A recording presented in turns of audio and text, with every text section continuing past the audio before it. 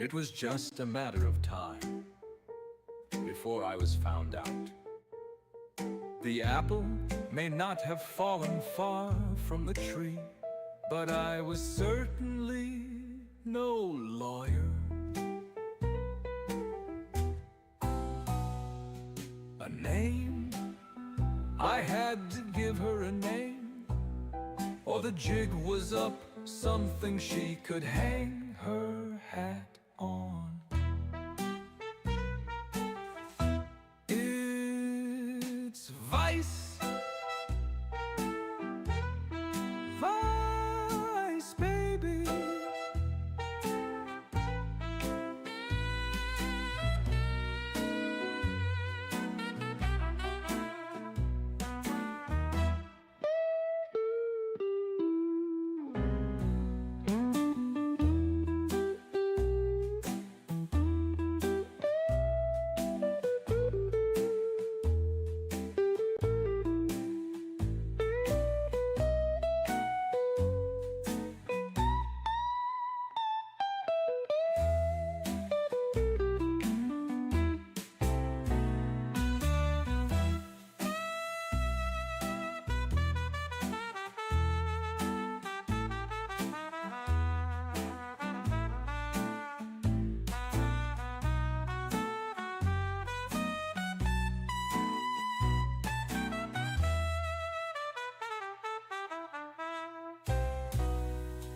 It's Vice, Vice, baby.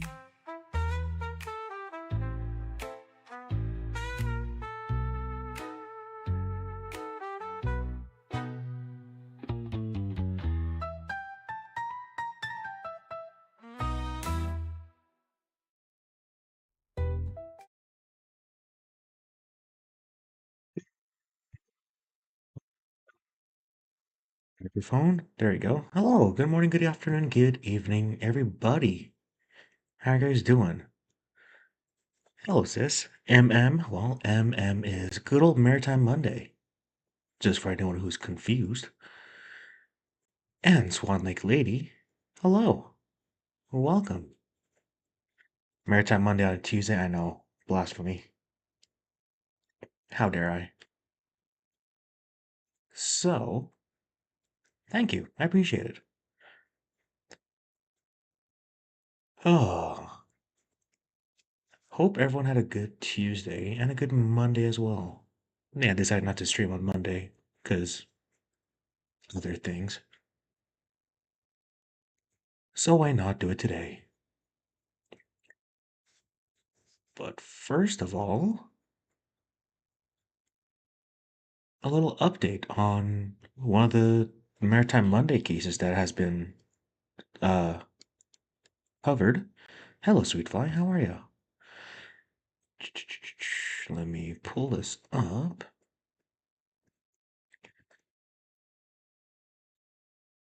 Right there, sweet.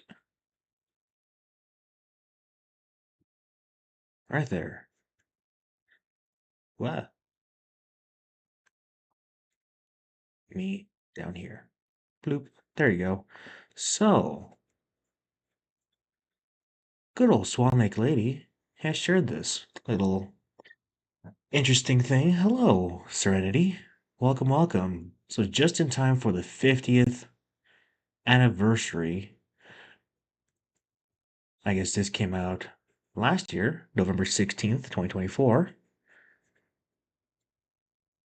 Just in time for the 50th anniversary, another Shackleton Endurance resurface has happened. Another well, not really discovery, but more of an improved sighting, I guess. Now they have a 3D look at the ship, thanks to the technologies that has been improved. So here's that little good old endurance right here. And if you guys want to hear the story of the Shackleton and the Shackleton's lifeboat and the Endurance, we did the first Maritime Monday I did We watched both episodes of the coverage. And on this website, actually, which I will put a link on, this is all the. Oh, the link is too long. This is in the mysterious website, talking about the endurance of how it got immobilized while traveling the transatlantic area. Hello, Ben. Hello, Uncle Buck. There's also a video which I will not play because I'm sure the Telegraph will copyright the living mother out of me. So, the Endurance sank on November 21st of 1915, and yeah, as of pretty much 24, almost 24 years after it sank. Nope, sorry, that was wrong. After, wow, I can't do math. 49 years, we finally got a 3D look of the whole expedition ship. And yes, happy birthday, Ben. Today's Ben's birthday, so everyone please wish him a happy birthday. And I know I'll have less viewers around this time because all the bigger channels are doing their stream at the same time. But hey, who cares? But yeah, here's a better view of it. And just the fact that they can now have that 3D model of where it's lying and how it's lying on the bottom of the ocean is fascinating. But all these pretty much go over the same thing that has been covered in the Maritime Monday video. Just wanted to share that real quick. But today is not about the Endurance or Shackleton's lifeboat. Today is all about the Maritime Monday video. So let me quickly set all these up because I am very unprepared. T for 2, member for 2 months. Thank you for the continuous support. I appreciate it. Hello, this is not the. Let's try it again. 1, 2, 3. And big on that. Boop, there you go. Hello. Welcome back, sis. But yeah, to answer your question, Flux, MM is Maritime Monday. If you haven't heard that. Love that. Thank you, Lindy. Appreciate you. What am I doing? There you go. So this is Maritime Monday number 12. Wow. We went through 14 of these already. I know it's number 12, but I say 14 because the first two was about the Endurance and Shackleton's lifeboat. So this is the uh Scandi's Rose? Scandi's Rose? Is this the cannibalism one? Let me put that right here and move myself up here. Oh, and also, sorry for keep switching. Look at the shirt that I got. Get out of here. Vado a bordo, cazzo. I got this shirt. It came today. So, haha. I know Dad wanted one, but he can't get it one anymore, so I hope he's jealous.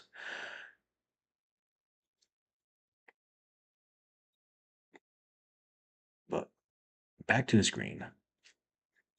And while I watch, I'll be making the woobles because this finally came in the mail, and apparently it's good for beginners in hooking or crocheting.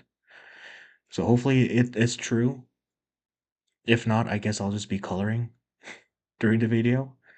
So, without further ado, you guys know the drill. I'll be muting myself and I'll be welcoming and saying goodbye to people whenever they enter and leave. And I'll be putting in my comments whenever I feel it's necessary. And please let me know how the desktop audio is. And glad I checked it because it's on mute. There you go. So if it's loud or quiet, please let me know and then I'll adjust it accordingly. And now let us begin.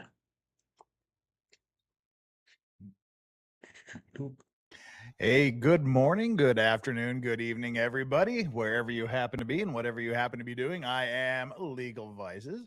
Hi. Welcome to Maritime Monday. How are we all doing? Today, we're going to be talking about the sinking of the Scandi Rose a couple of years ago, which is really a huge tragedy. Um, But here we go. We have Steve Yellen giving spoilers here. We see in the chat before we start. That's rule number one of Maritime Monday. No spoilers, because many people haven't heard the story. Now they've heard the end. Uh, so that's rule number one. No spoilers on Maritime Monday. And kicking us off right out of the gate, Jillian N. gifting 5 memberships, 5 Legal Vices memberships to 5 of you lucky randos in the Vice Squad. Who do we got? Givner was gifted. Sweet. June Scott picked up one. HDT. Heidi Peck. And who was the last one? Doug Romero. Congratulations, you 5.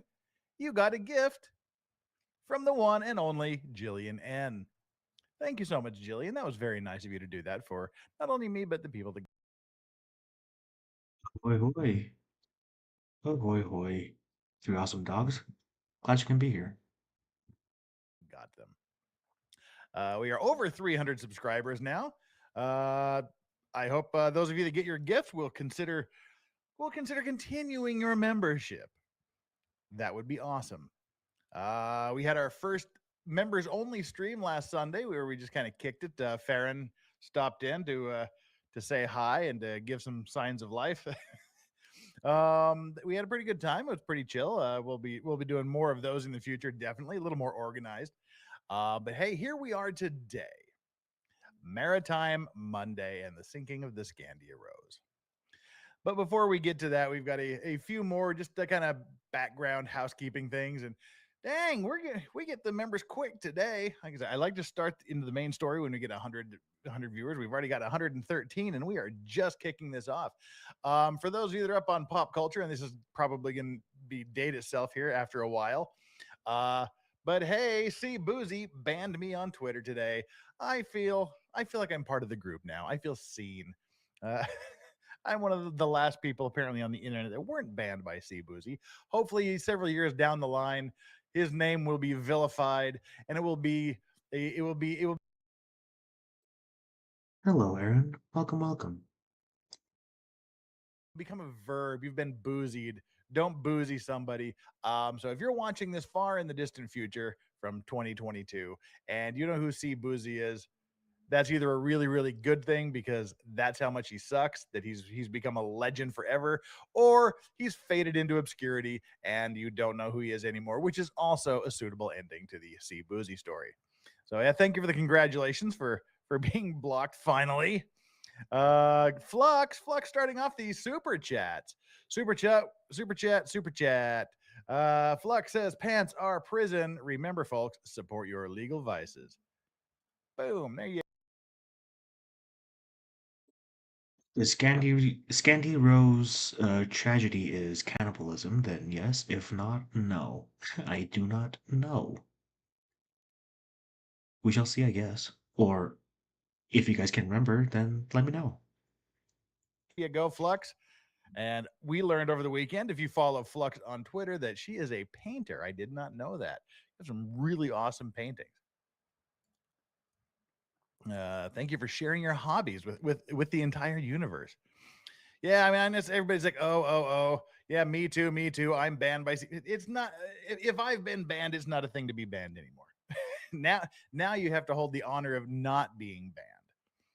So, so Well, Aaron, maybe next time. We'll see.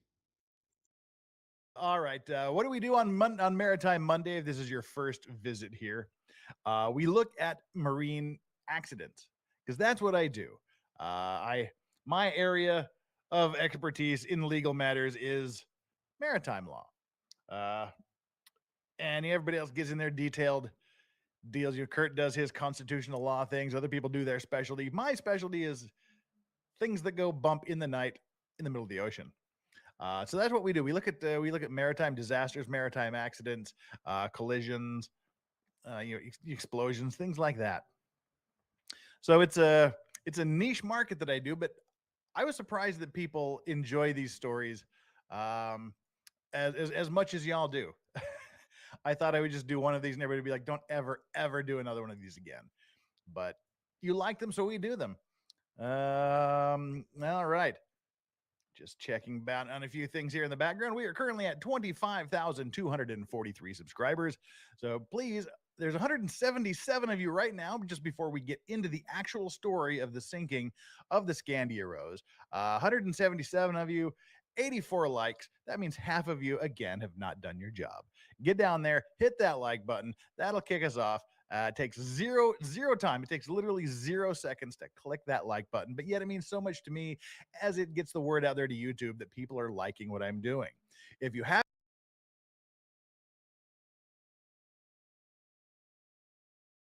We as in me, I'm just at allergies now. Well, I'm slightly there. I still have like stuffy nose every once in a while, but it's slowly disappearing. Those are the things the go dump on their aka her child she lived. Yeah.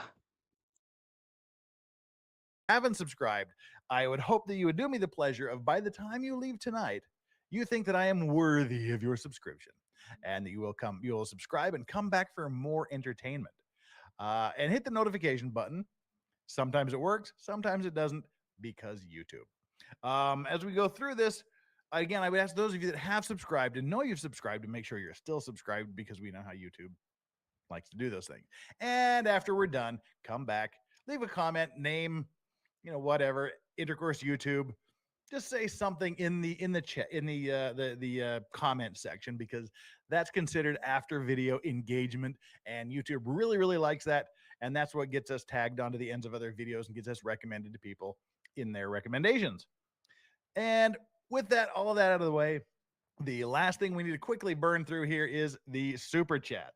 There is no minimum requirement to purchase to interact with me. There's no, super chats are not a requirement. There is not a minimum super chat requirement. All the super chat does is guarantees that I see the pretty flash of color that comes up and I see your message. And that guarantees that I will respond to it, answer your question, address whatever it is you're raising, read it out, whatever. That's where these super chats get you, and I deeply appreciate every one of them that I get, but not required. I try to interact with the chat as much as possible, but there's a lot of things going on in the background. I got to talk, I've got to watch video, I've got to check on numbers and make sure the internet stream is still going. So I don't get to pay as much attention to the chat as I like, but I try my best. We have to engage the chat because I have the single best chat on the entire YouTube platform. Hands down, no questions asked. The Vice Squad, you guys rule, and that's what keeps me coming back. So, like, subscribe, notifications, super chats, do whatever you want to do. We're going to get into this. And today it is a very sober Monday following a rather raucous weekend. Saturday and Sunday was kind of or was it Friday and Saturday? See, I can't even remember. I think, yeah, it was Friday. Saturday and Sunday was a 14.5-hour bender that I went on with several groups of friends.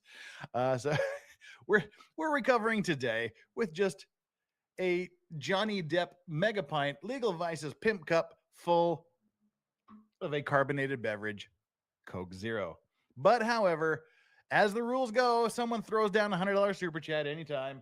that gets a shot. That buys you a shot as well. So I have some Buffalo Trace on standby in case anyone is feeling particularly generous. Not required, not encouraged, but never turned down. All right. Deadliest catch. Who watches Deadliest Catch? That's sort of the things we're going to be talking about today is crab vessels. It's not it's not a safe career. I always like to me and from my experience and what I see, Deadliest Catch seems to be the most realistic of the reality shows out there. Why? Because they're actually catching the crab. They're actually doing things. And catching crabs is not something you can screw around with while you're doing. You have to do the work. And it's sufficiently dangerous enough and it's sufficiently exciting enough that you get the material, whether or not you're scripting things. You don't have time to script. It's dangerous. You cannot screw around on these vessels. It's Night Owl says, I'm here for your mustache.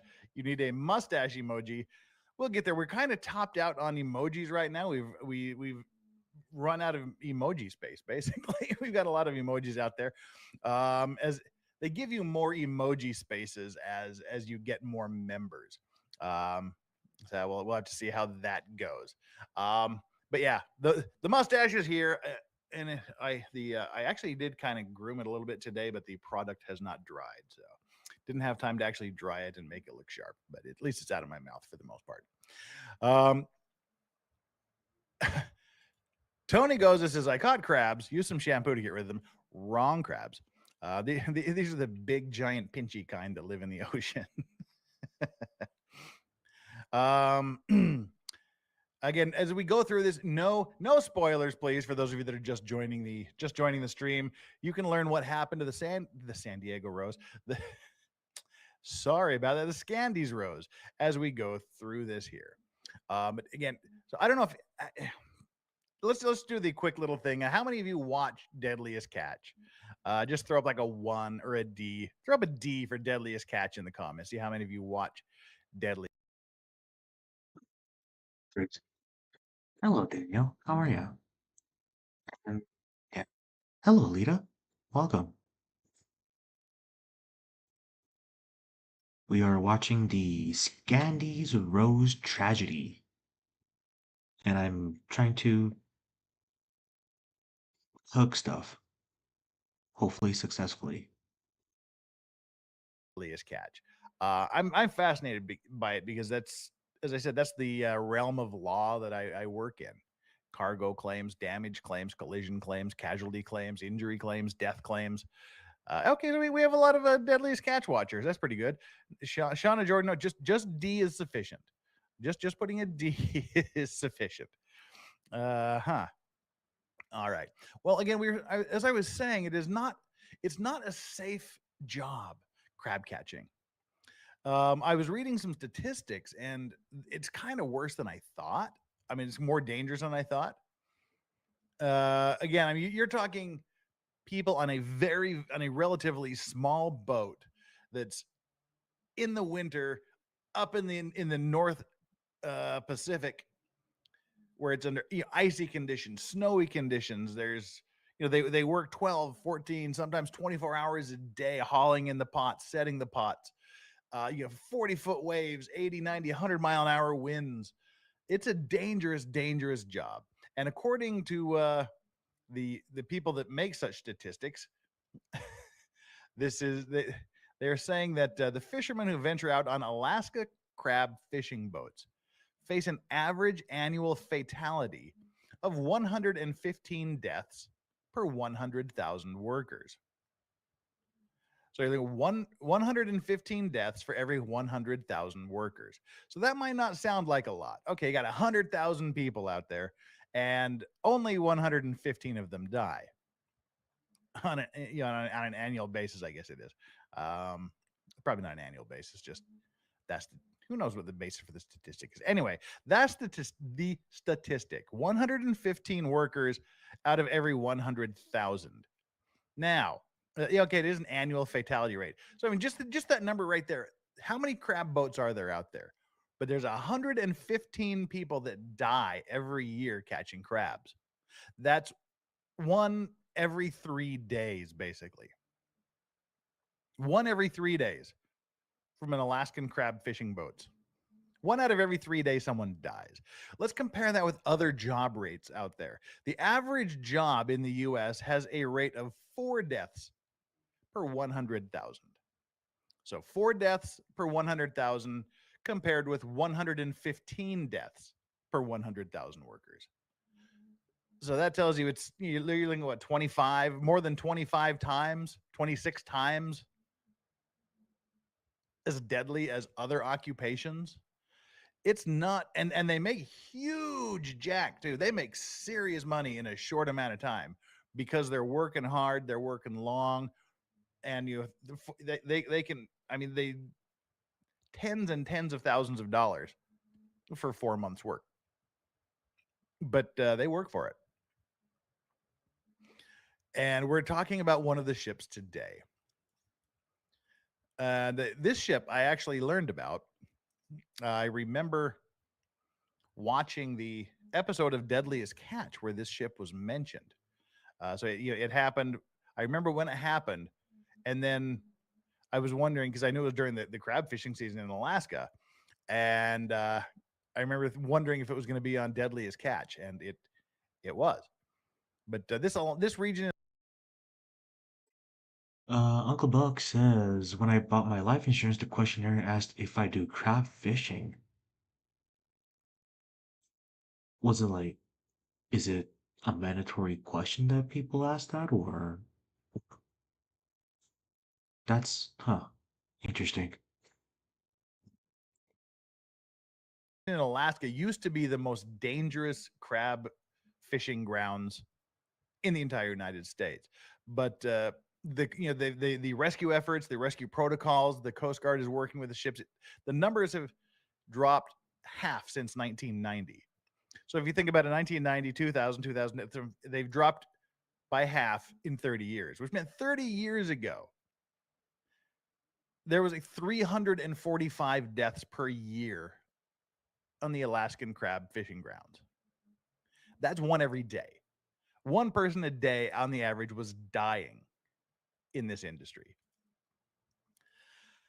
And they've all got families. They're all part of families, husbands, parents, children. They're all there. And so it's I guess it's kind of in a way similar to law enforcement. They're going out and you don't know if they're coming home. Me, I'm pretty much not guaranteed that I'm coming home from work, but the expectation is there that I will return. It's not like a coin toss or like a maybe not. So I admire these people that do these really, really difficult and dangerous jobs. I had a friend who's a pretty badass friend. He said he was going to go to Alaska and work on a crab fishing boat. He didn't make it. Well, he survived. He just couldn't cut it. And he was a big dude. He still is a big dude. But it was just, it was too much work for him. So let's take a look at this particular incident from the perspective of people. I also asked about piloting and deep sea diving. I wonder if you get like different rates if you say yes to any of those questions. That's interesting. In the area. Let me quickly pull up the video here. And again, as always, while I'm pulling up videos, that's a good perfect chance for you to like. We still need 50% if you aren't doing your job. Get down there. All righty, bringing up the tab.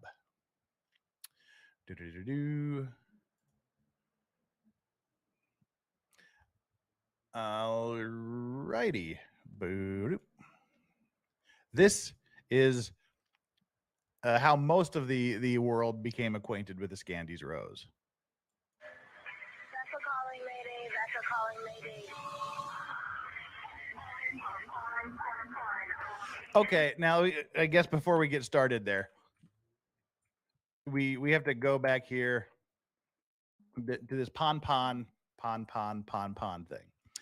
First, I said calling Mayday. Vessel calling Mayday, vessel calling Mayday, pon, pon, pon, pon, pon, pon.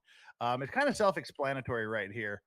But what this is, everybody knows what Mayday is, I guess. That's the sort of the international sign that we need assistance immediately. Uh, we're in danger of losing lives and whatnot. But in this case, they've given them the Mayday, but they also say pon pon pon pon pon pon. That's in radio telephony. It's an international standard urgent signal that someone aboard the ship announces to the Coast Guard or whatever rescue people happen to be around that there is an urgent situation. It doesn't pose immediate danger to anybody's life. That doesn't mean the vessel itself is in immediate danger.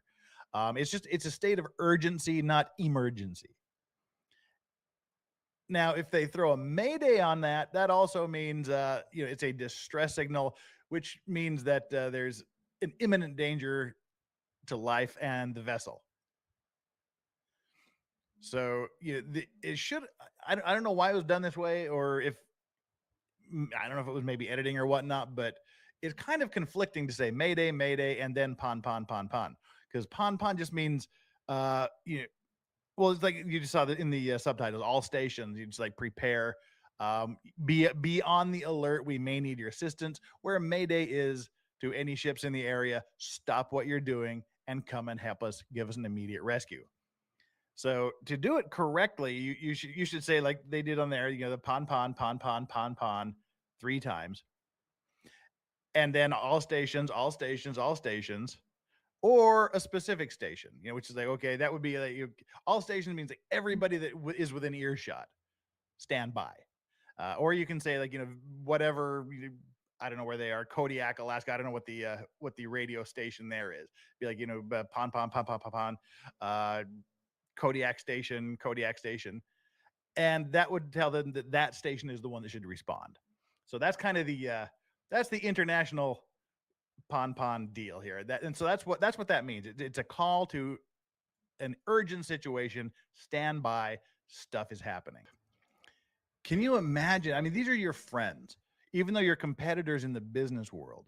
It's such a niche market. I mean, you're friends with these people. You know them, and you're sitting out in the middle of the ocean, listening to your friends die. Essentially, this is people on the radio saying that people you've worked alongside, you've fished alongside, you've known for however long, they're out there in the middle of the ocean somewhere, dead or dying. And that's what you get to do. You get to sit there and listen to the radio.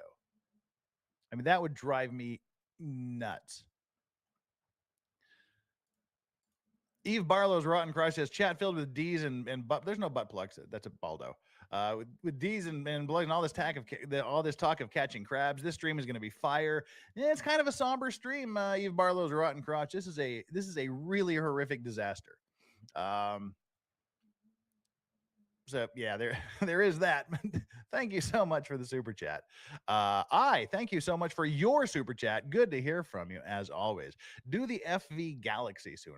FV stands for fishing vessel. That's why this is the FV Scandies Rose fishing vessel. MV stands for motor vessel. So things like that. Do the fishing vessel Galaxy soon. I've never heard of the fishing vessel Galaxy. If you know of a good, reputable, kind of all-encompassing video about it or news story, please email it to me at thelegalvices@gmail.com. Throwing the name out is helpful because then if I do need it and I do have time to do some research, I can. But if you send me supporting stuff, videos or news articles, that's much more attractive to me because that reduces the time I have to spend trying to find what's good. But you say your coworker was on that. The NMFS Observer. Okay, she was. It's a miracle she survived. Well, perhaps she would like to be a guest and we can go over the story together. Talk to your coworker and see if that's something that would be interesting. because I would not be opposed to having a guest if they feel comfortable talking to these. Talk to me about these things. Someone else said oh, it was COD 532. It says do the MV Derbyshire. Same thing. Here we are. So again, if there's a specific accident you want me to look at, videos are better because then we can do the react, we can pause, we can talk, we can break down other people's comments and react to it that way. But at least news stories, something like that I can use as a launching point. Wait, here we go. Korari says, "Is Korea cold in the winter? It is cold. They had the Olympics here recently, the Winter Olympics. So yeah, it's cold. The summer is hot." Mr. Upper Torso, thank you so much for the super chat. I just noticed the final October Maritime Monday falls on Halloween, manifesting my wishes with dollars and suggesting the Kim Wall submarine murder case.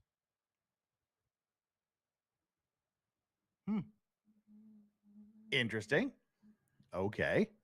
Again, shoot me whatever information you have by email to the legal vices at gmail.com. That gets it there and it gets it put in the queue. And the more supporting stuff you provide me with, the more likely it is that I will get around to doing it. Oh my. So yeah, just imagine. Again, thank you so much, Mr. Torso, for that super chat. That was incredibly generous of you.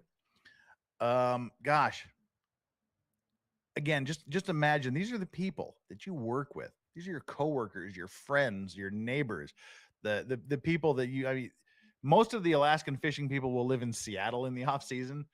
So these are the people you live with not only in your neighborhood, but also there in Alaska and then also out in the ocean. And you can do nothing. Just listen over the radio. Just listen as your friends and acquaintances die. Well, there's the end of that. Now, again, that's the deal. There's minus 10 below zero air temperature, minus 10 below zero Fahrenheit, which is damn cold.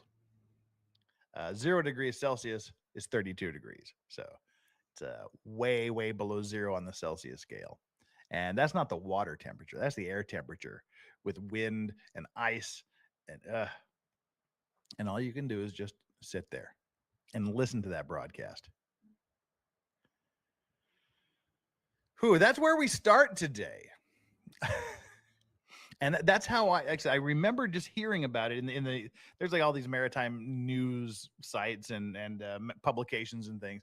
I remember seeing it there thinking, "Oh, I wonder if it'll be on Deadliest Catch." Well, that was the bit about the vessel from Deadliest Catch. Lisa Vagel says, "I just realized I became a member. Thank you for gifting. Whoever got Lisa's gift membership, thank you so much for doing that for her." Okay. We'll talk about this a little bit. Tina Reynolds says hypothermia would set in fast. Yeah, they have these survival suits, but they're not completely. We'll look at the survival suits here as we go along.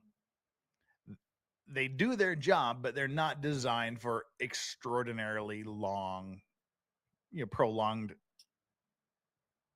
baths in the sea, I guess. But okay, all right. This is the perfect launching point here. Isabella Rennie says being stranded in cold AF water would be unbearable. It can be worse, and you're going to hear worse. You're going to hear the story of being stranded in cold AF water 600 miles from land in the middle of the night in a storm. And before we get going, I'm gonna have to make a video about this. I'm gonna have to make a video about this that I can just refer people to. But JSD says, "What about the Saywolf ferry sinking?" Not gonna happen. Never, ever, ever will I discuss that sinking here on my channel. That was essentially the single largest disaster in Korean history, basically. I mean, other than like the war and things like that. But yeah, you're talking like over 400 high school students lost their lives in the sinking of a ferry.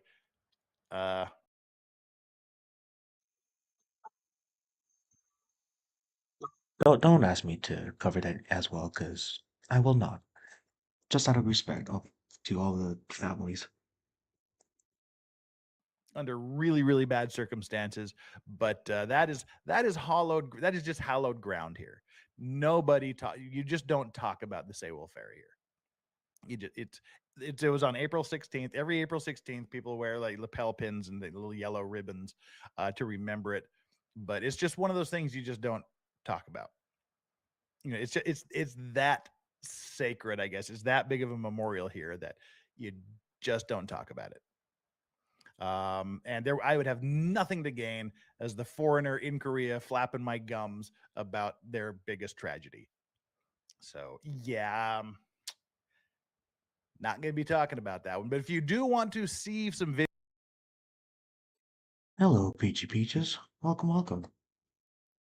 videos about the Saywell Ferry sinking, go to Brick and Mortar. Oh, and let me shout out to Brick and Mortar here again. These are the videos that we've been using for a while because his videos are awesome. They're sharp, they're on point, and they're very well done and very well researched. Um, so yeah, go to Brick and Mortar. He's got a couple of videos about the Saywell Ferry thinking there that I thought were very well done. That's the best. And I actually, as I said before, I want to get Brick and Mortar on here to go through one of these things with me, but not answering the emails. hopefully you'll see an email and give it a response, either yes or no. And Nuya says, the Saywell sinking for me shattered the illusion that the South Korean Coast Guard has any competence. This is the reason why I'm not going to say anything about this. Commenting on things like that does me no favors as a maritime related law guy here in Korea that deals with the Coast Guard on a regular basis.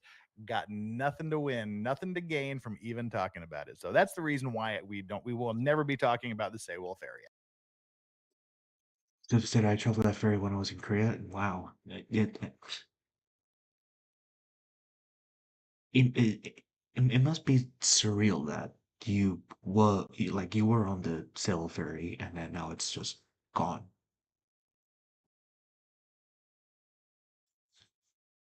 If only Lars was here to see Laura Owens get indicted on 7 felony. Oh, wow, 7? Jeez. Accident here on my channel, but go to Brick and Mortar and watch his videos. So, all right, with that out of the way, I'm seriously gonna have to like make a video explaining why I don't do that. But let's get on with the Scandies Rose, and this is a lot of what I do is fishing vessel incidents, because not only is Korea a huge container vessel port, it's a big fishing area too. All of Asia is big for the fishing industry. And there's lots and lots and lots of fishing boats around, and lots and lots of bad things happen to them. But this is a special case, so let's jump into it. It's not going to get easier by kind of hanging on and delaying here. As you can see from the title of the video, Frozen, Dark, and Far from Help: the loss of the FV fishing vessel Scandies Rose.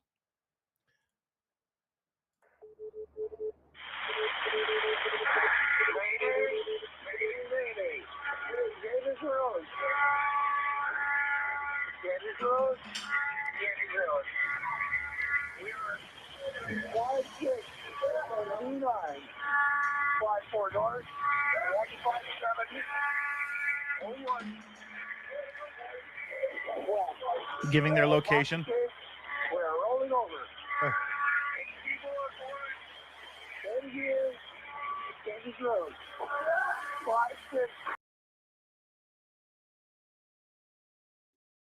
5-6. No, that was devastating. What was devastating was the school trip that was lost, and yeah. So the best, I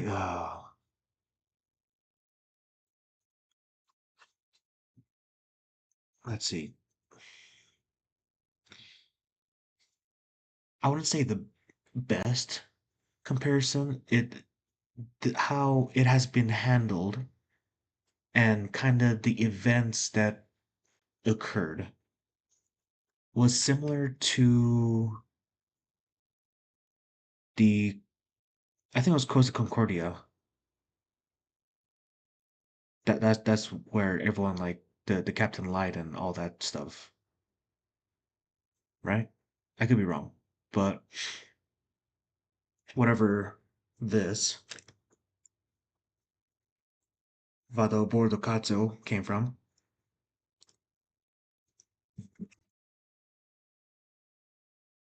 it's kind of like that event, but in a more extreme manner, in a very extreme manner, and way worse. Scary experience.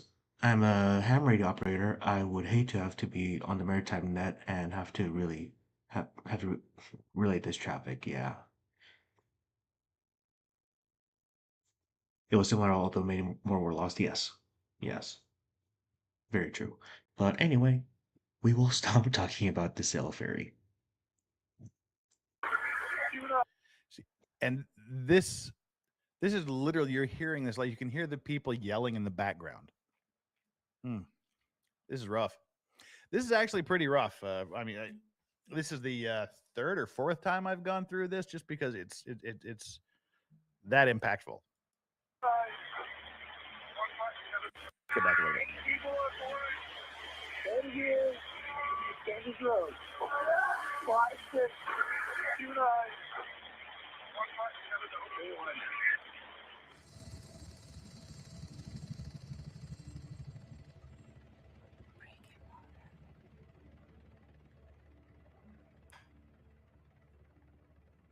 The Scandies Rose, a crab vessel known in the industry for its stability, was the type of fishing boat deckhands would strive to work for. Known in local circles as the battleship or the tank, this vessel, like many other reputable workhorses in Alaskan crab fishing, earned the nicknames through decades of survival and success in brutal conditions. These conditions are unpredictable and can have deadly consequences, even for the most seasoned mariners.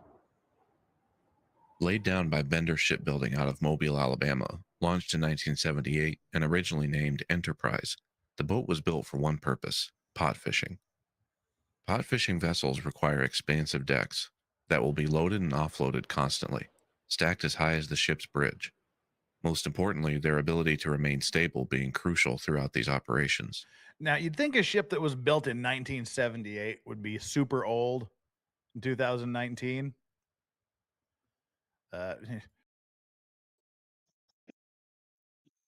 Hello, Yarnwich. How are ya? I'm. Guess what I'm doing? I'm. I'm hooking a little shark. Hello. Don't judge me. I know you're way better at this than I am. But hi. Glad you could make it. Legal Vice says, my apologies for bringing that one up. Nope, it comes up several times every time we do this. That's why I'm going to make a video about it. I can just send people to the video. No worry. I mean, it's obviously it's something that people are interested in hearing about, but something I just can't get into. But 1978, you'd say, okay, that's a 40-year-old vessel. That's really, it is old, but as I said, these things are tanks. They're battleships.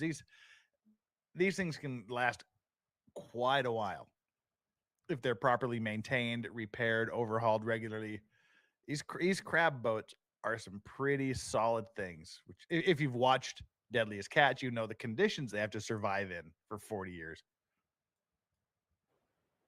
Crab season frequently sees these boats pushed hard through high seas, difficult navigation, freezing temperatures, and an often underestimated silent killer, the buildup of ice. Oh yeah, The Enterprise would change hands in 1980. ice builds up, and that totally changes the stability and balance of the vessel. You get a lot of ice packed up high, you go over. Renamed to the Scandies Rose. Owned and operated by Scandies Rose Fishing Company, LLC, it was essentially a one-ship company, common in the world of crab fishing. It's common everywhere. You have one company, you set up a paper company that owns a vessel. And then you have a parent company that owns all of the paper companies. But the reason for that is insurance and liability. It, if you have like the Scandies Rose CO Ltd and the Titanic CO Ltd, and the same owner owns the Scandies Rose company and the Titanic company, if the Scandi Rose gets in an accident or causes damage, they can only go after the registered owner of that vessel, which would be the paper company that has no real assets other than the vessel itself. And they couldn't go after the Titanic because it's a completely separate vessel owned by a completely separate legal entity. And the consultant says that's why the Grand Cayman exists. There's lots of, they call them flags of convenience, which is basically countries that make a good chunk of their money by licensing, by setting up paper companies and then registering vessels there. Caymans, Panama, weirdly landlocked Mongolia. But if you're going to buy a vessel, I would recommend not registering it in Mongolia. But yeah, there's a lot of countries that are just set up. Cyprus is a big one. That's what they do. They register these one ship, one companies. So this is owned by is owned by a paper company, or maybe there's a few real people, but there's no parent company that owns them. Hope that made sense. At a length of 130 feet or 39.6 meters, the Scandies Rose would also feature a width or beam of 34.6 feet, a draft depth of about 11.3 feet, and a gross tonnage of 195. Powered by twin Detroit diesel 12-cylinder engines, total horsepower would be about 1,610 or 805 horsepower to each screw. This setup providing enough maneuverability to navigate unforgiving Alaskan waters. With no major incidents to speak of prior to December 2019, and only minor modifications during routine repairs, the Scandies Rose remained mostly as built throughout its life. The vessel had seen operation in waters like the Puget Sound, Bering Sea, Gulf of Alaska, and was the subject of Episode 8 in Season 16 on Deadliest Catch, airing June 2nd, 2020. The Scandies Rose was captained by 45-year fishing veteran Gary Cobbin Jr. Part owner of the boat, Cobbin was a man known by his colleagues as a great captain that was surprisingly safety conscious and the most experienced fisherman they'd ever met.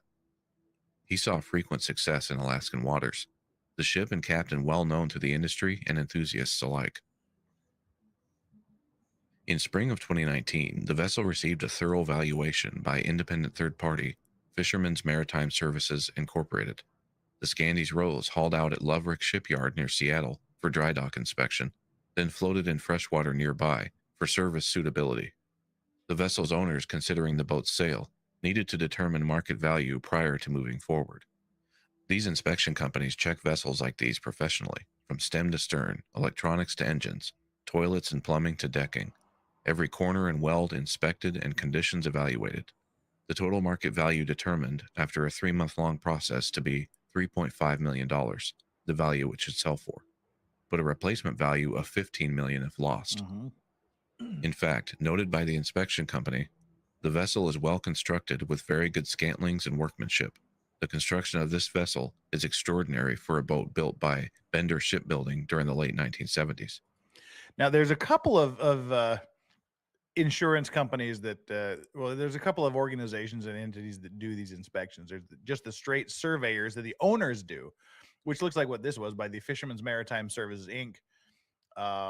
It's a condition and valuation survey, as it says here. And that's specifically what the purpose of that inspection is, to determine what it's worth at market and what it would cost to replace it, with a new vessel. There's also classification societies that inspect these things. Especially for the larger ships, they're incredibly detailed. How are you doing, Rose? Welcome.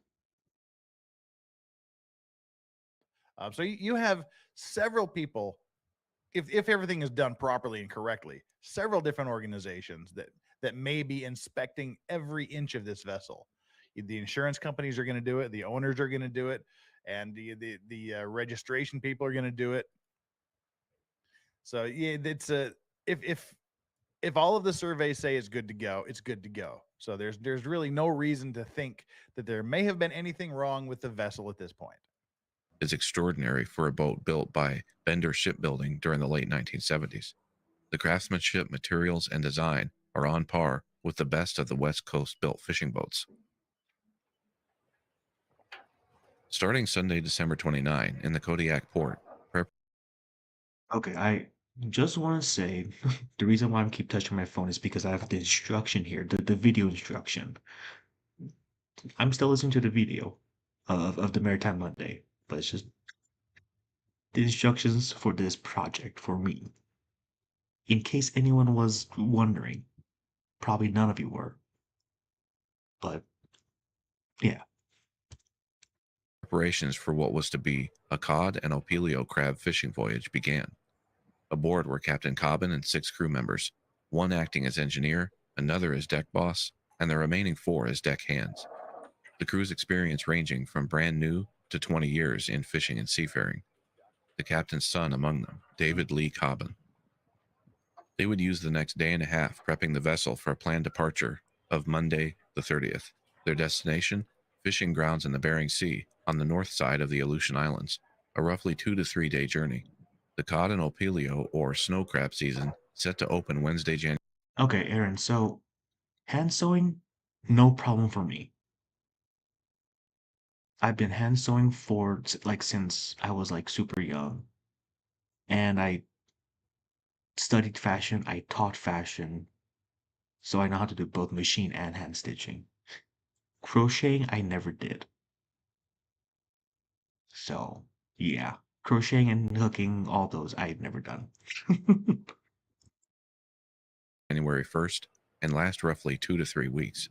This New Year season bringing numerous boats out to get their share. During the nearly 2-day prep, 195 crab pots were stacked and secured, groceries and potable water brought aboard, fuel holds filled, bilge pumps checked, hatches tightened, bait stocks replenished, and the vessel prepped according to U.S. Coast Guard stability specifications. On Monday the 30th, the captain covered safety drills with the crew, providing instructions on donning survival suits, Okay, those are fire the survival. suppression. Those are the survival suits right there we were talking about.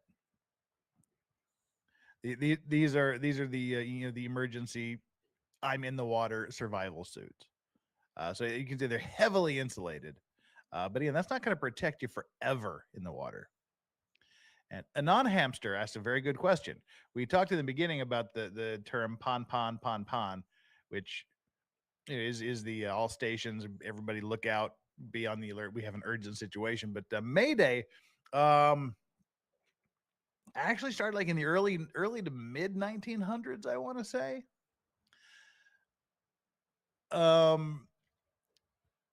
It was the story goes, it sounds like the French word for help me. So that sort of became the international deal, Mayday, which I don't know how close Mayday is to whatever the French pronunciation is, but it sort of seemed like something everybody could say. So that that became kind of the standard. And you say it 3 times. You should say all of these emergency radio things, like pon, like I said, pon, or mayday, mayday, mayday, or all stations, all stations, all stations. You say things 3 times. Why do you say it 3 times? So you get it into your head. So it doesn't, you don't get it confused with something that might sound similar. You get to hear it 3 times rather than just one.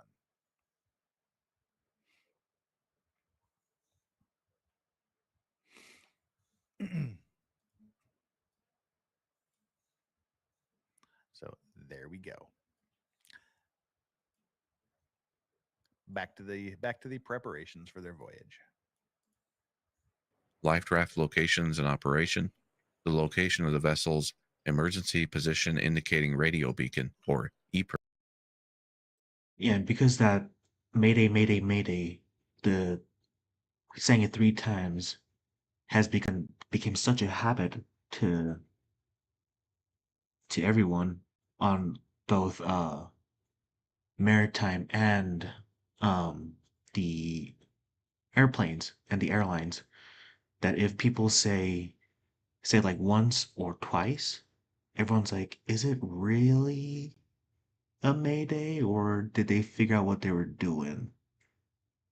If they say Mayday, Mayday, Mayday, then they're like, okay, cool, it's game time, all hands on deck. We gotta get this problem solved. Len just came by to say hi. Thank you for replaying these. I loved your daddy. It was amazing. Thank you for popping by. Appreciate you. Perb, and how to perform Mayday calls using comms equipment on the bridge. Crew members would describe Captain Coppin's routine safety drills as very thorough. The crew also discussed weather forecasts along their proposed. So here you can, I said we'd talk about these a little bit more. Here you can see sort of the Uncle Buck, exactly. Exactly. I gotta go to bed, although I want to stay up later with these allergies trying to beat it with rest. I know. Yeah. But it's really the 3-time rule. Mayday, mayday, mayday, or the 3 shots, or all that. specifications for the suits. A person in calm 32.5 degree Fahrenheit water. I don't know if I said good night, but have a good night, Aaron. Thanks for popping by. That's 0 degrees Celsius. Can be there for between 30 and 90 minutes. With the immersion suits, the expected survival time under the same conditions ranges from 2.5 to 5.5 hours.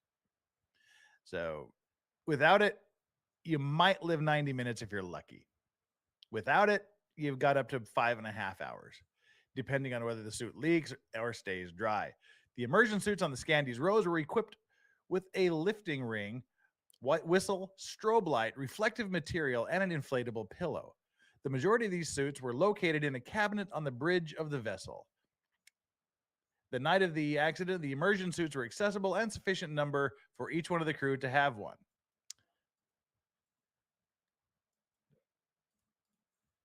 Route and utilized the Windy app to receive forecast There you info. can see where the The captain and crew, knowing the weather was, quote, going to be bad. The forecast called for heavy gales and warnings for heavy freezing spray. However, rough weather is generally the norm for these mariners, and these areas in the Gulf of Alaska are notorious for it. In fact, several other vessels would leave out that same evening regardless. The Scandies Rose got underway from the port at Kodiak by 8:35 p.m. Monday, December 30th. The intended route would see the vessel pass through Kuprianov Strait, then southwest toward the Shelikof Strait, and on through False Pass, opening to Betchavin Bay, and ultimately the Bering Sea. On a steady southwesterly course at a speed of 8 to 10 knots, the captain would be at the helm in 6-hour shifts, each remaining crew member alternating in for 1-hour shifts each, covering the opposite 6 while the captain rests. Then the rotation would repeat. These vessels often maintain such schedules to allow ample rest time, but also because mariners aboard typically need to gain crucial experience in all manner of seafaring. Each vessel may have their own variation, but in general, deckhands are expected to wear many hats, as it were, each crew member also making the rounds at the end of each watch to ensure engines, auxiliary equipment, and other systems are in good working order. Ice accumulation in these waters is common. Although difficult to fully predict, it was thought to be factored in when using those predetermined stability calculations. When freezing spray from wind and waves begins to accumulate, the gathering ice becomes heavy, changing the center of gravity, creating weight imbalances, causing heavy lists, even capsizing. And Have a good night, Lynn. Appreciate you being here. Hope you have a good night. sinking vessels. So I don't know if you've seen on some of the deadliest catch programs, they'll worry about the ice buildup, and then they'll have to go out and literally just hammer the ice with sledgehammers off parts of the ship so that they don't capsize. When's the scurvy episode? Is that the first cannibalism?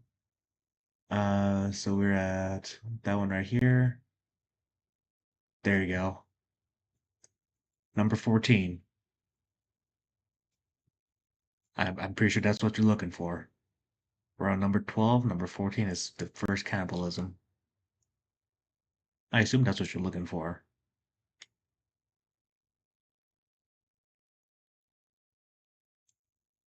Sweet.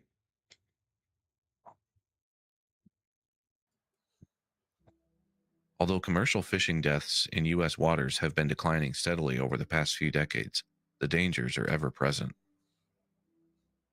The FV Destination, a fishing boat similar to the Scandies Rose, capsized and sank and lost all souls aboard in February of 2017. We're going to talk about The that vessel one too. found by investigators to have been overcome by ice accumulation on its fishing pot stack, leading to Yeah, we'll be talking about the destination at some point as well.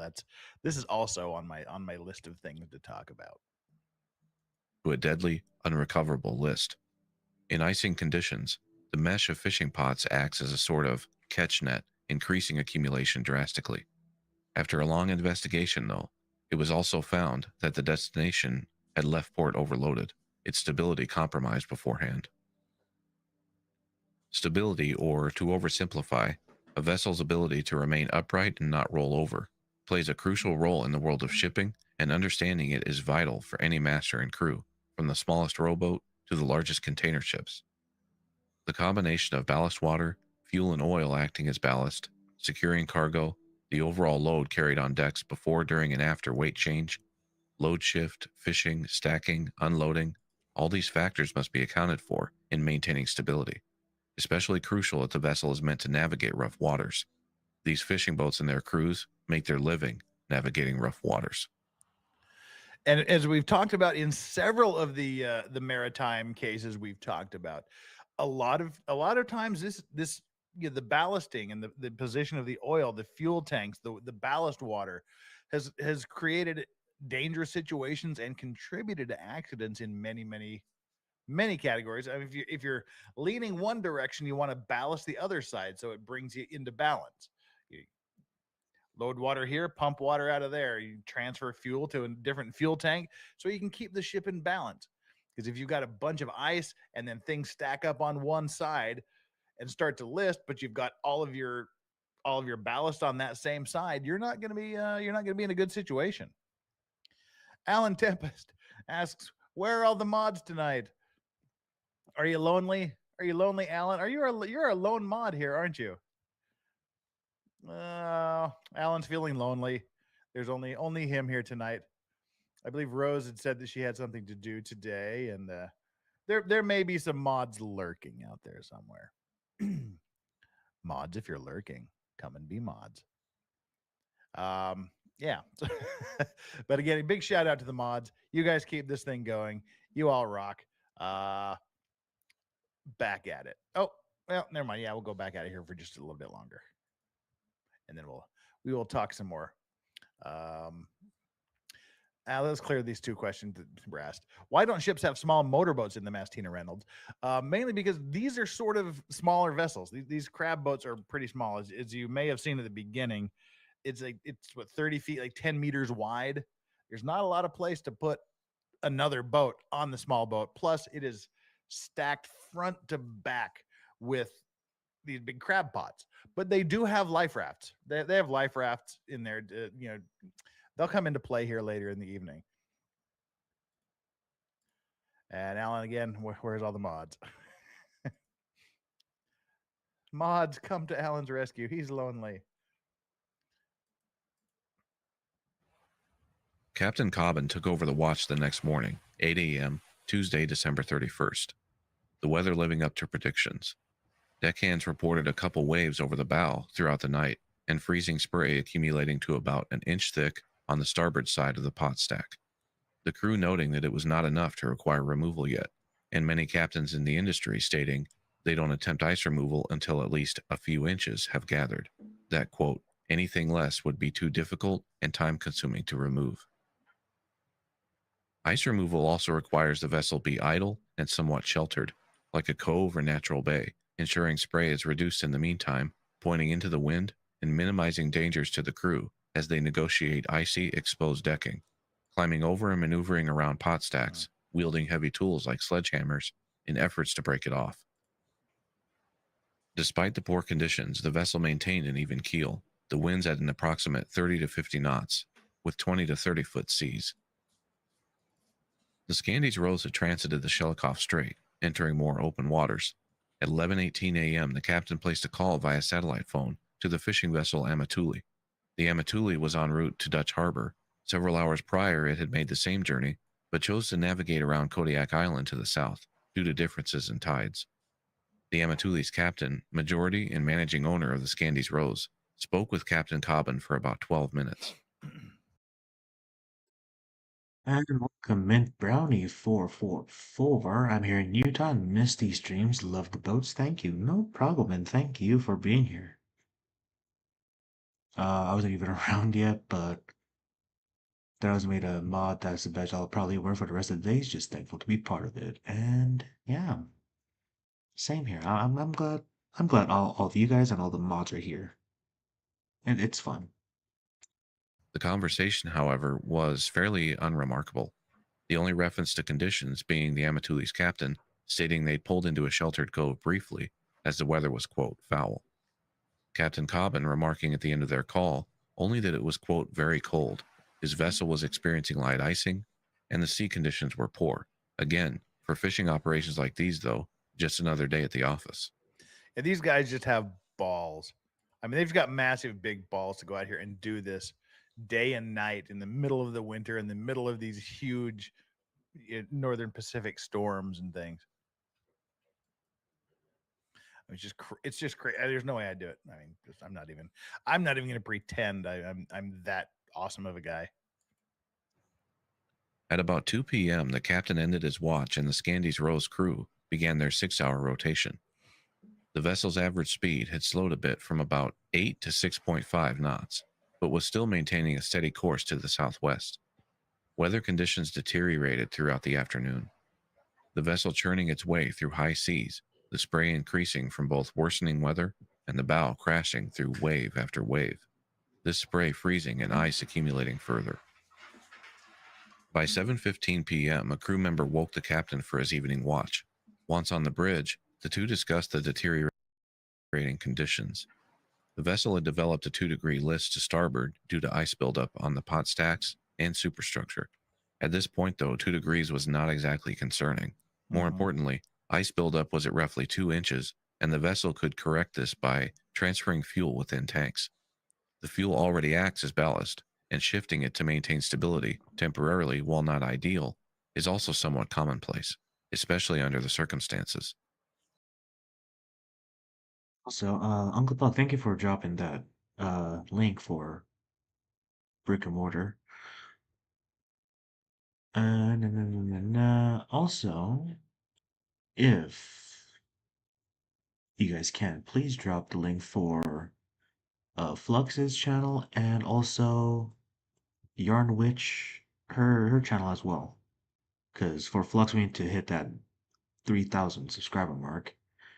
And Yarn Witch, just because she's awesome and she knows how to hook and make stuff better than I can. And she does some fun little games and stuff. She's awesome. So if you haven't, please subscribe to Flux and Yarn Witch. Oh no, I was just. Oh yeah. Oh, thank you, Danielle. And you know what? Might as well while I'm here. I'll do that so I know you're the real you. There you go. So yeah, for Flux we need to hit 3,000 subscribers. For Yarn Witch, she's just awesome like that. Thank you, Danielle, for dropping that link. And thank you, Uncle Buck, for dropping the link as well. Appreciate you guys.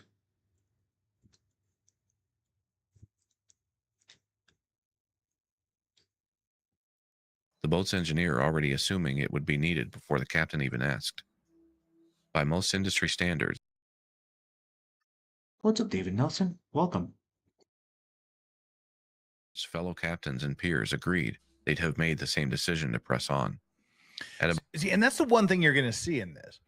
One of the standard usual trademarks of Maritime Monday is watching greed, corruption, incompetence, general stupidity, and all around inexperience cause these accidents.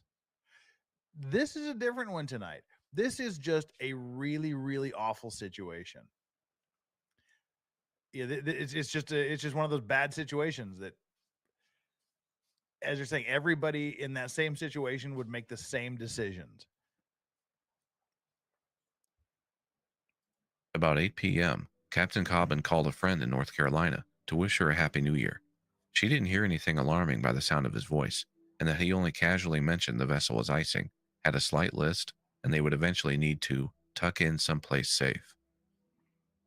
Shortly after, roughly 8 miles northeast of Sutwick Island, Captain Cobbin called the Amatuli once again. The Amatuli was just about to enter Dutch Harbor now. The two men discussed the weather, Scandy's road's condition, and the captain of the Amatuli advising Cobbin to, quote, be cautious. How's it going, Angela? I wonder if they were fully stacked. I wonder as well. But yeah, all those ice and all the wall buildup, that's scary. That's scary stuff. No, he's not. Did they have? I don't know. We shall see. The call not overtly concerning in nature. The wind howling at an approximate 60 to 70 knots or more now, temperatures around 12 degrees, and seas 30 feet or more. The Scandy's Rose starboard list had rapidly increased to about 20 degrees, That's bad. enough to warrant the vessel make for the closest shelter they could find. Yeah, 20 degrees is pretty heavy of a list. It doesn't seem like it. I mean, from straight up, it's what, maybe it's about 20 degrees. But as you get further up on the axis, it's 20. Angela, thank you for becoming a Big Vices member. Appreciate you. We like to hang out, chill, be chaotic every once in a while, but most importantly, we love to enjoy each other's company. Welcome. 20 degrees right here isn't much. 20 degrees Hey, with heavy Susan. ice up here is a much more concerning thing. So yeah, at this point, they've just got to go somewhere else, somewhere sheltered, and start chipping ice off.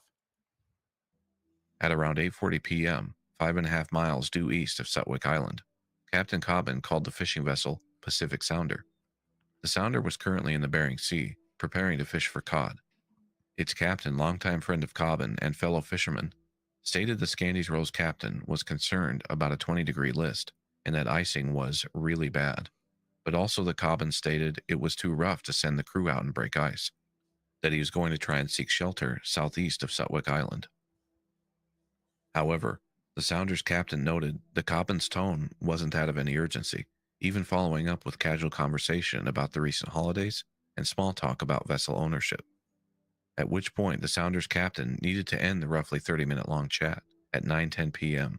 so he could tend to his own vessel's generator in the engine room.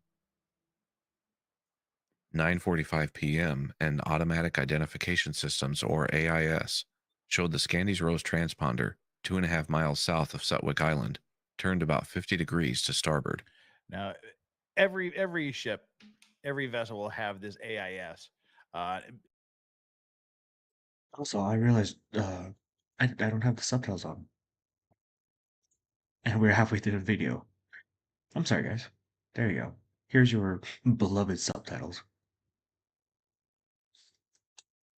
Basically, it's just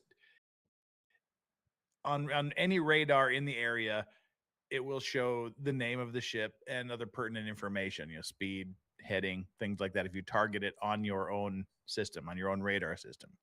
So it's just basically, it's an identification, as I said, it's an identification system, just in case you were wondering. The vessel altering to a northwesterly course toward the refuge of Sutwick's natural southern bays. The captain on the Pacific Sounder had completed his task in the engine room at about the same time, 9:45 p.m., when he decided to call Captain Cobbin back. He grew instantly concerned when the veteran captain's normally stoic tone had changed, telling him worriedly, "I don't know how this is going to go. The list has gotten a lot worse." The connection was abruptly cut, and the Sounder's captain attempted to call back 10 or more times, but the system could not connect.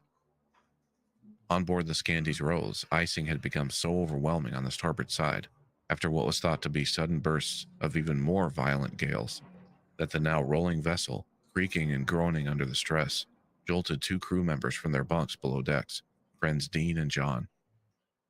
The vanishing angle of the fishing boat in its current state, or the maximum degree of list after which a vessel becomes unstable and can no longer right itself, was approximately 30 Say, did I say hi to you, Susan? I don't know if I did, but hi. Welcome. to 35 degrees. I mean, that's kind of a morbid, uh, a morbid description. Is the vanishing? That's the point of no return. It's like that's the angle where you just vanish after that. Ugh. Renee Miet says, why are you dressed like a village person? You should not dress like a village person, you Philistine. This is a genuine official from Poland, Polish fisherman captain's hat. Made by the guys that make them for the Polish fishermen, Sturkowski. Hello, Island. Welcome. And yes, Sturkowski. They're great. So his is a different model than mine, but the same design. His is Model 2, mine's Model 1. And I guess Model 2 is wool, because this isn't. The one that I have is not wool. The one he has is.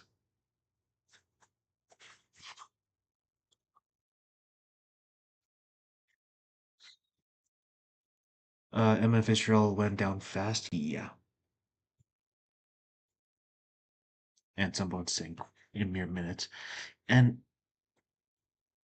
it's it's amazing how the size of the ship or the boat does not matter how fast you sink. Like super small boats can sink over long periods of time, and sometimes small boats can just disappear.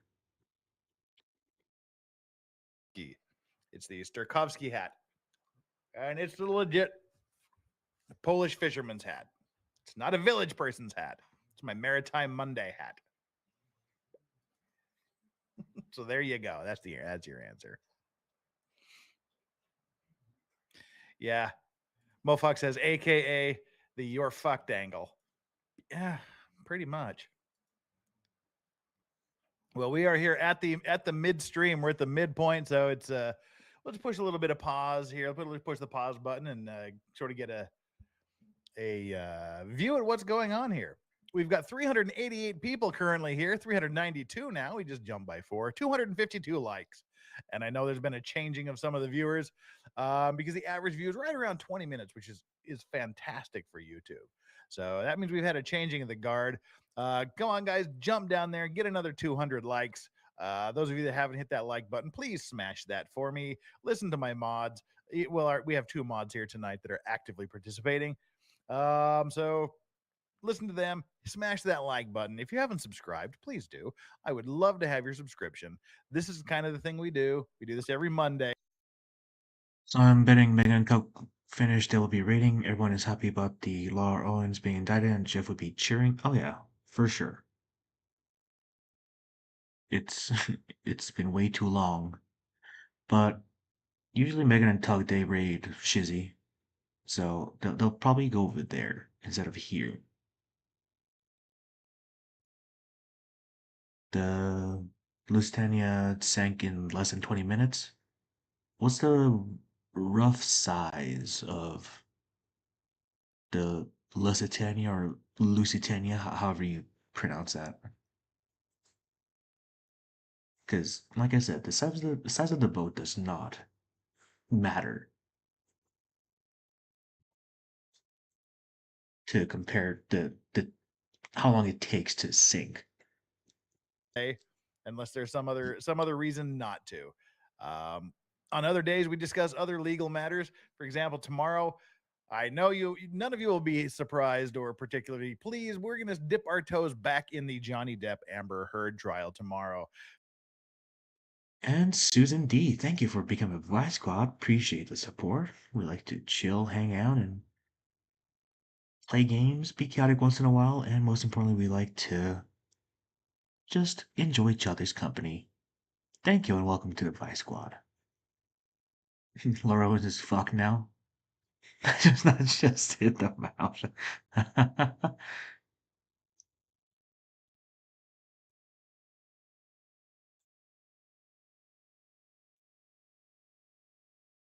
For some news and updates and rumors and gossip and things like that. Wednesday will probably just be a straight talk from me, sort of a rant about something. I haven't decided what I want to rant about yet. There's so many things. Thursday will be our O.J. Simpson trial. We're reviewing some highlights from the O.J. Simpson trial. We're going to be doing a little bit of Kato Kalin, and then we're going to spend a couple of weeks Listening while playing Roller Coaster Tycoon. Nice. Might have triplets next time. Oh god. dealing with the absolute racist cop Mark Furman's testimony and F. Lee Bailey completely dismantling him. So, and then Friday is the Well, Island, if you want to have some more yarns for your projects, go to Yarn Witch's website and get some from her. Because I actually checked out the website today and there's a lot of yarns in different colors and it's freaking awesome. that is the Unexplained, where we talk about wild and crazy things. So there we go. All right, that's what's coming up for this week. So hit that like button, hit the subscribe button, notifications, and again, as we go through, if you want to do a super chat, that is a guarantee that I will read your question and answer it, or you comment on whatever it is you have to say. Otherwise, we'll just continue doing what we're doing and trying to get as many of the chats in as possible. But super chats guarantee it, not required, but guarantees. So, all righty, let's jump back into the vanishing angle and see what has. Yeah, it's understandable, Island, and of course, I'll I'll support whatever creators that come by my channel as much as I can. I should probably do it to my own channel, but I'm a horrible grifter, so I support I grift other channels. The standing length of 787 feet, a beam of 87.8 feet, and a gross tonnage of 31,550. Jeez. And that sank in less than 20 minutes. That's crazy. For Connor, I'll make a video game called Roller Coaster Typhoon, where you get attacked by storms in amusement parks. Nice. This was back when I was willing to exist and that I would be talking with Jeff about the unexplained. Flux slowly makes an entrance. It was sunk by German torpedoes. It was carrying munitions. Ugh. That's a beautiful combination right there. Happened. All right. Becomes unstable and can no longer right itself, was approximately 30 to 35 degrees, down considerably from about 40 to 45.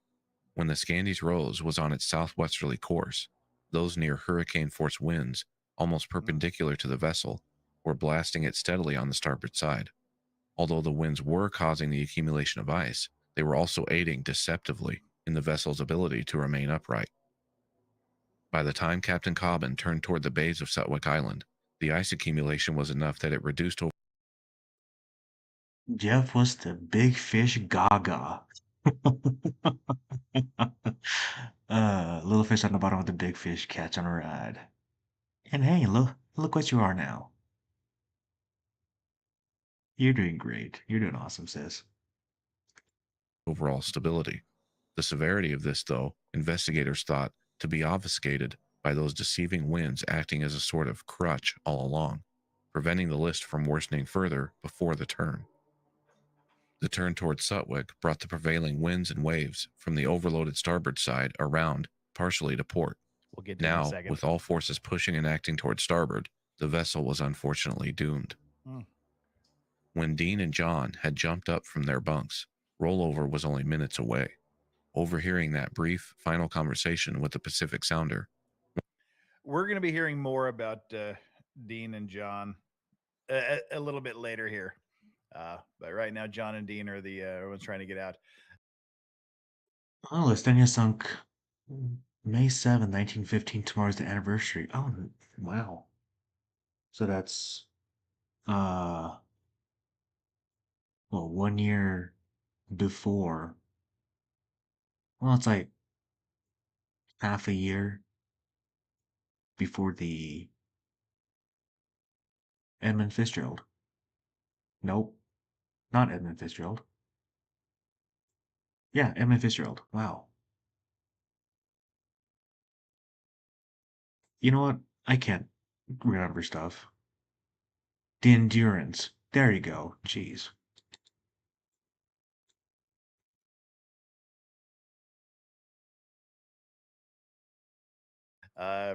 Flux, thank you again for yet another super chat. Is always appreciated. I never thought I would love Maritime Mondays as much as I do. And no, not just because of death and destruction. Hashtag pants are prison. As always, pants are in fact prison.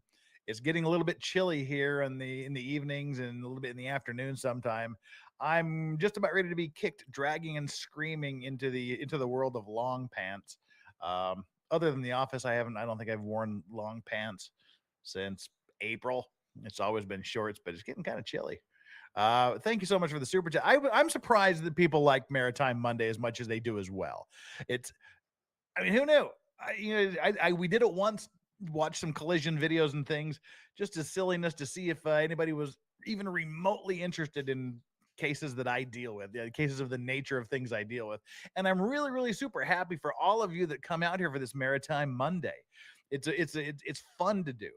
We've got over 400 of you here now, and that's awesome. I never even imagined there would be 400 people that would sit around and listen to me talk about shipping cases and things.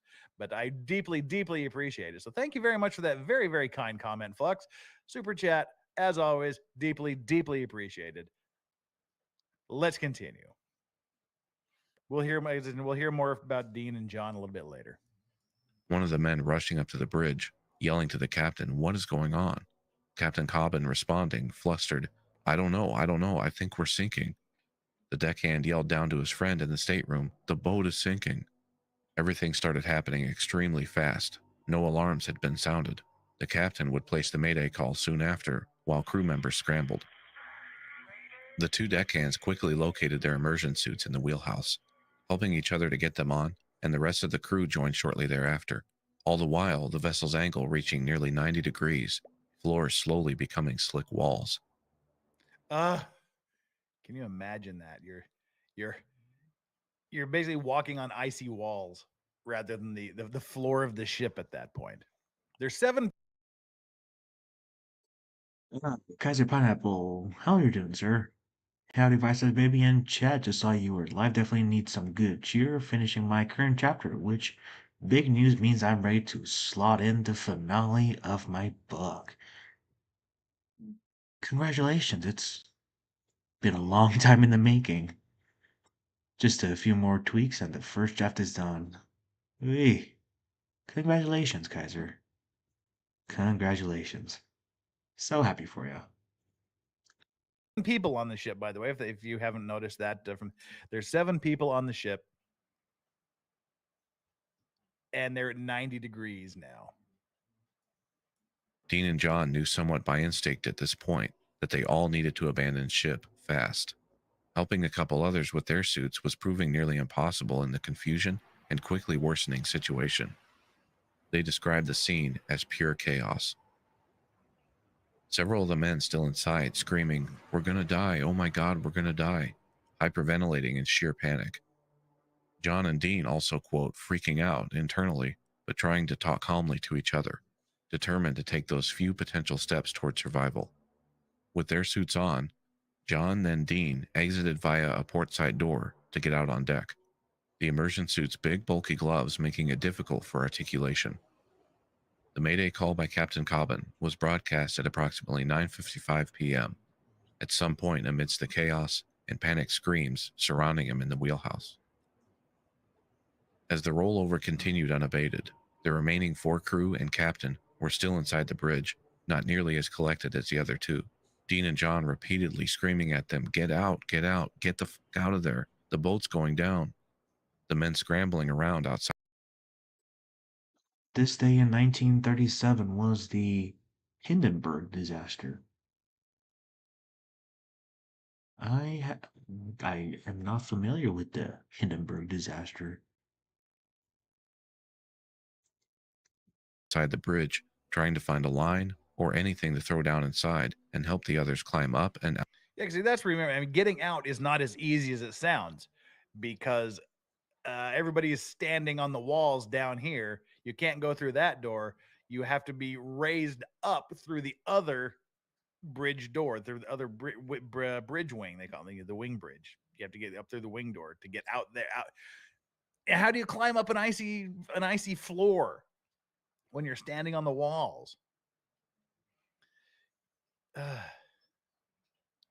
Well, Flux asks, how do they wait so long to do the necessary thing? This Good. Sure. The flaming book. Gotcha. Gotcha.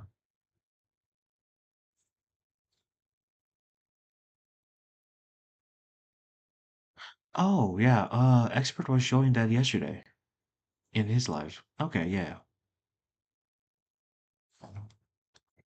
happened quickly. I mean, literally a matter of minutes. If I recall, it was like under 10 minutes. This thing went from okay to underwater. So yeah, I mean, it's they're 90 degrees, kind of. I mean, this picture is turned sideways here, but yeah, basically, they're down here on the floor, and this is the door they have to get out of.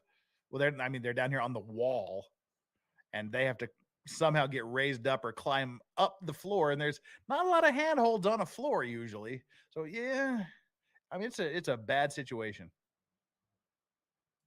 Out of the wheelhouse. But everything, lines, life rings, buoys, everything nearby outside was completely frozen. There was so much ice, nothing was easily accessible. At this point, they both knew they were down from minutes to just a few precious seconds. Captain Gary Cobbin, older than the others and not nearly as able-bodied, lost his footing on the nearly 90-degree decking, and the men could only watch as he tumbled helplessly back across the bridge, striking the opposite side of the wheelhouse. The captain's son David, unwilling to leave his side as his father screamed in pain. They saw one other crew member, Brock Rainey, had fully donned his survival suit, but didn't make it in time to join the others outside. The 2 friends, now essentially standing on the side of the wheelhouse, were determined to remain at least atop the vessel as it completely capsized. The Scandy's rose laid further on its side, the lights went out, and they clambered to remain atop the hull as it rolled over. Now completely in darkness, ice everywhere, slipping, stumbling, but trying to stay together. They were immediately swept off the flat side of the hull by a powerful wave.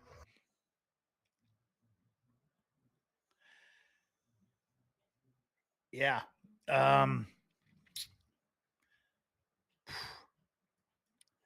That's rough. Glitterfart says that much ice on it doesn't happen in minutes. Well, it doesn't, but I mean, ice doesn't necessarily pose a problem.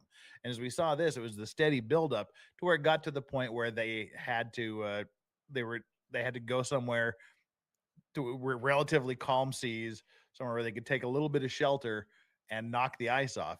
They got to that point. But then with the increase in the winds, the changing the angle of the boat, and the continued piling up of ice before they could get to that point, they passed that point of no return. And at that point, it's on. You're fine until that point, basically. They did what they could, and then once you pass that point, it's on. That's it's the ice doesn't build up that quickly, but the danger can happen real quickly.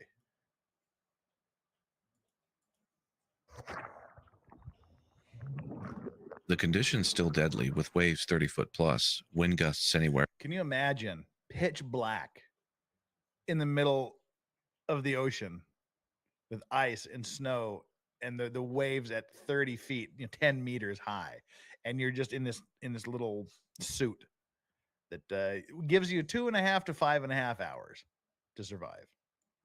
Where from 50 to 70 knots, the two became separated, thrown around in their survival suits by the violent, frigid seas, calling out each other's names in the hopes they could reunite. Their suits floating awkwardly as they'd been unable to inflate the bladders around the neck. The suits float on their own without them, but John's head was being dunked repeatedly as his feet floated higher than his head at an awkward angle in the high seas. Dean witnessed the Scandies Rose final moments as John struggled with his own survival suit. The Rose briefly stood vertical, bow protruding from the waves, then disappeared straight down. About 20 minutes passed, and Dean spotted what looked like the beacon light from a life raft. Still calling out for John while swimming with everything he had, Dean headed toward the enclosed survival raft. Too tired to immediately climb in, but relieved to be near it, he heard John call out in response, approaching the raft from the other side. They both climbed in and took a moment to collect themselves, feeling disbelief they'd made it to this point. The life raft had done its job. This was an 8-person pod-style raft, built to deploy and float to the surface automatically upon being submerged. In addition to the external automatic beacon already lit, it contained other survival supplies inside. The men were aware of this and rummaged around for whatever they could find, hoping to make their presence known through the dark, deadly weather and waves. I'll get one more The sentence beacon here. outside going dark after only 10 minutes or so. Yeah, there you go. That's the last sentence here, and I want to pause it for a little bit.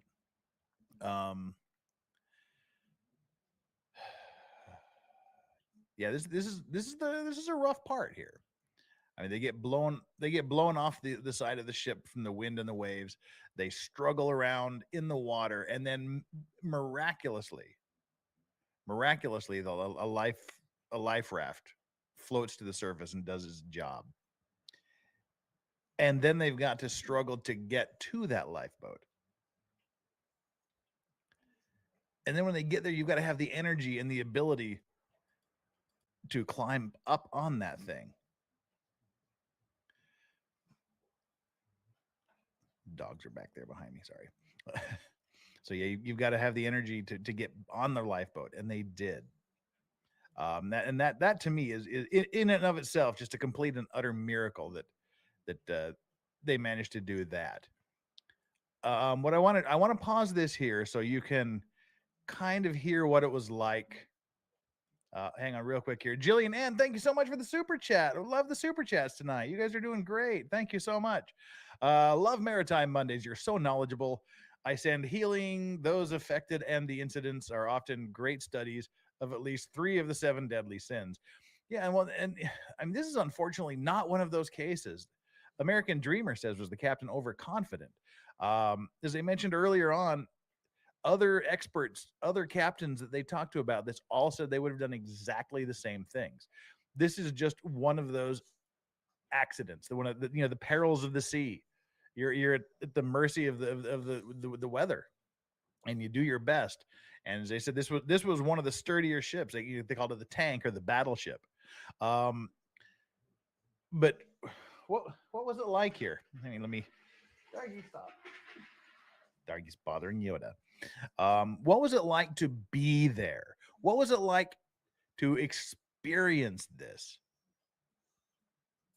Well, we know we can get some kind of an idea of what it must have been like on the Scandies Rose at that point in time, because Dean did an interview, and we'll watch Dean's interview here now. This is the real life shit here, guys.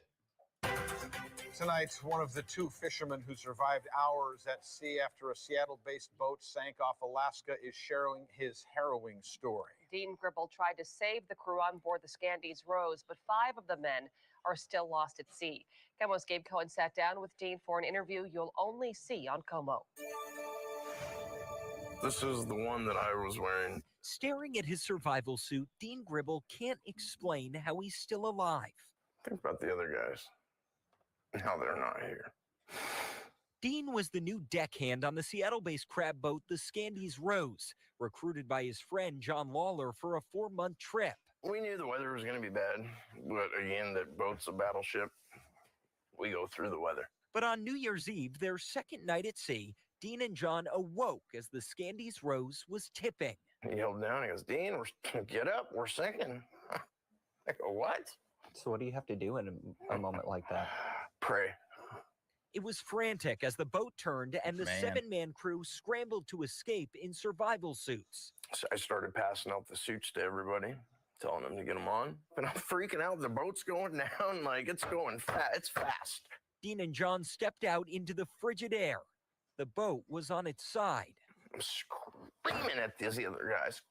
Get out of the boat. You have to get out of the boat. You got to get out of the boat. The 5 of them never emerged. And I told John, we're not dying today. This isn't our time, John. We're not dying. Say it, John. We're not dying. Said it back to me. We're not dying. Even though in my mind, I knew we were dying. Then a massive wave took them into the icy water. There's the silhouette of the boat standing straight up. Kind of we're just rocking back and forth just slightly. And then it goes. Just like the Titanic. And the scene went dark. As I'm floating there, just kind of thinking about how I'm going to die. But as the boat sank, a pressurized raft came to the surface. Here's my mission. I'm going to get to that raft or I'm going to die trying. Dean reached it, then helped John get in. And they waited for 4 hours as their suits iced over until a light appeared. It was a Coast Guard helicopter. It's a very beautiful moment. Those guys, I don't know how I can thank them enough. Dean is now recovering in Western Washington with his fiancée, Mary. I'm just so happy. He painted this picture of the Scandies Rose. That's a really fucking powerful painting right there.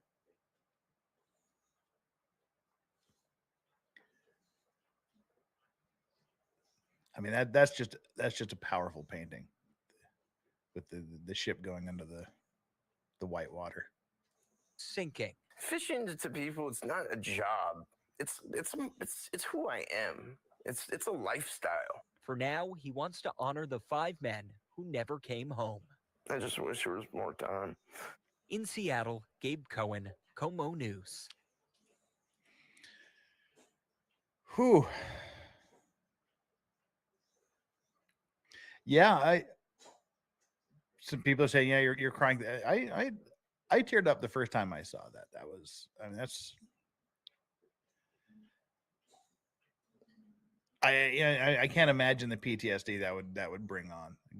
You see, he's recovering, and this was New Year's. This was New Year's Eve that everybody lost their husbands, their sons, their spouses, their fathers. And I get that because I know I've talked about it before here. My older brother was killed in a drunk driving accident on New Year's. So I know what that's like to have New Year's Eve not really be in the fucking biggest celebration of the year, you know.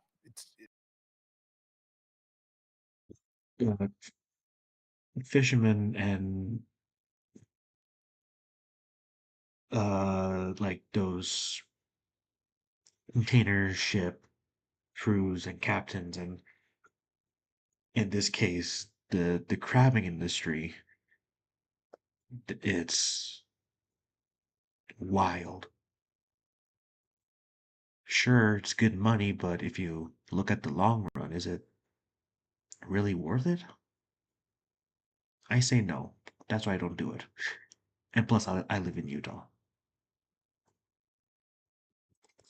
Yeah. I don't know. It's a hard balance. It's a memorial service for these guys. Yeah. And I mean, this interview was I mean, it was apparently pretty short after a pretty short time after this happened. But Vicky T says, see, this is the fucked up thing. Yes, his friend John lived. They were rescued together. Yeah, he survived that accident. And I choose my words carefully.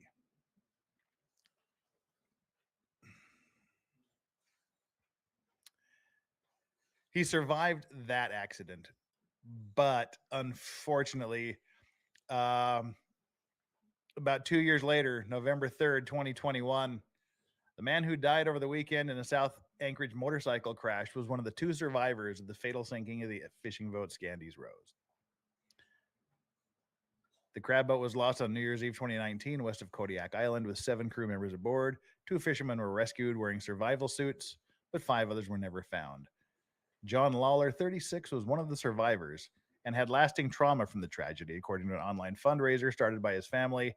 As of Wednesday, they had raised more than $20,000 to help pay for funeral and other expenses. On Sunday, Anchorage police were called to a roundabout on C Street in O'Malley where Lawler's motorcycle had lost control, according to an alert, and Lawler died at the scene.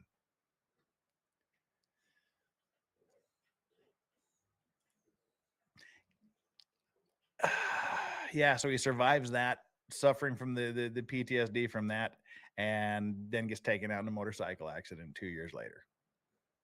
And that was 10 months ago. Yeah.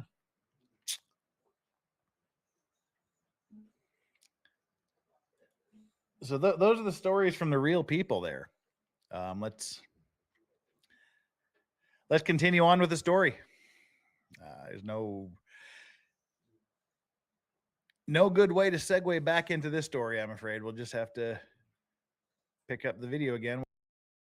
Yeah, exactly, Flux. Exactly. Sorry, don't get a motorcycle. Okay, so this is what Dad said about motorcycle. He said, if you ever want to ride a motorcycle, don't do it in Korea. Do it in Logan.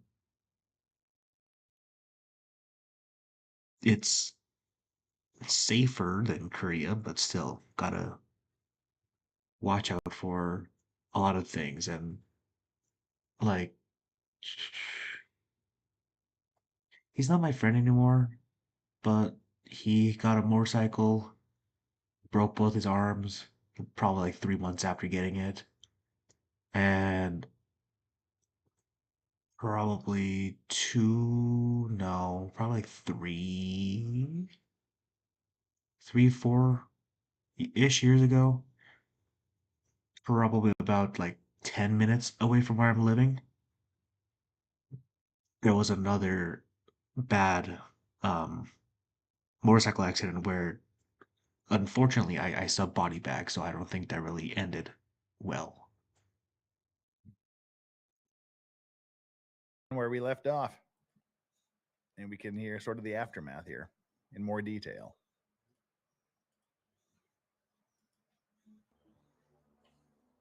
The suits that had saved their lives thus far were also quite cumbersome. Dean struggling with the quote Gumby gloves to open the small packages and boxes in the survival kit. The immersion suits being all one piece meant the gloves can't just be removed either. The suits were also allowing enough water inside that the men could feel it, hampering their ability to stay warm and creating extreme discomfort. The raft had steadily been taking on water as well, the seas splashing in and all around, and pieces of survival kit that were on the floor weren't floating. The water deep enough inside the raft now that the 2 had to submerge themselves to reach all the way down and retrieve stuff, fearing the raft may capsize at any moment as well. It took about an hour, but they finally found what they were looking for, the flare gun kit. They immediately shot all of them off, as the kit didn't have many. The lights had gone out on the raft already, and by their knowledge of these waters, if the Scandies Rose EPIRB had triggered like it was supposed to, they felt rescue should have arrived toward the end of the first hour. Their decision to fire off all flares was largely for this reason, convinced rescuers should already be within sight. Oh yeah, that was the Helen T asked why did they have to wait for 4 hours? Basically, they're in the middle of the ocean, and it takes that long for the rescuers to get there. And they're supposed to have their lights on the life raft, but they said it went out after 10 minutes. Excuse me. So they've got the Coast Guard flying a helicopter from wherever they're based all the way to the site, and then they get to scan the entire ocean looking for this tiny little orange floating life raft. So yeah, it's just one of those things that takes time. That's why they try to design these suits so that there's sufficient time to allow rescue.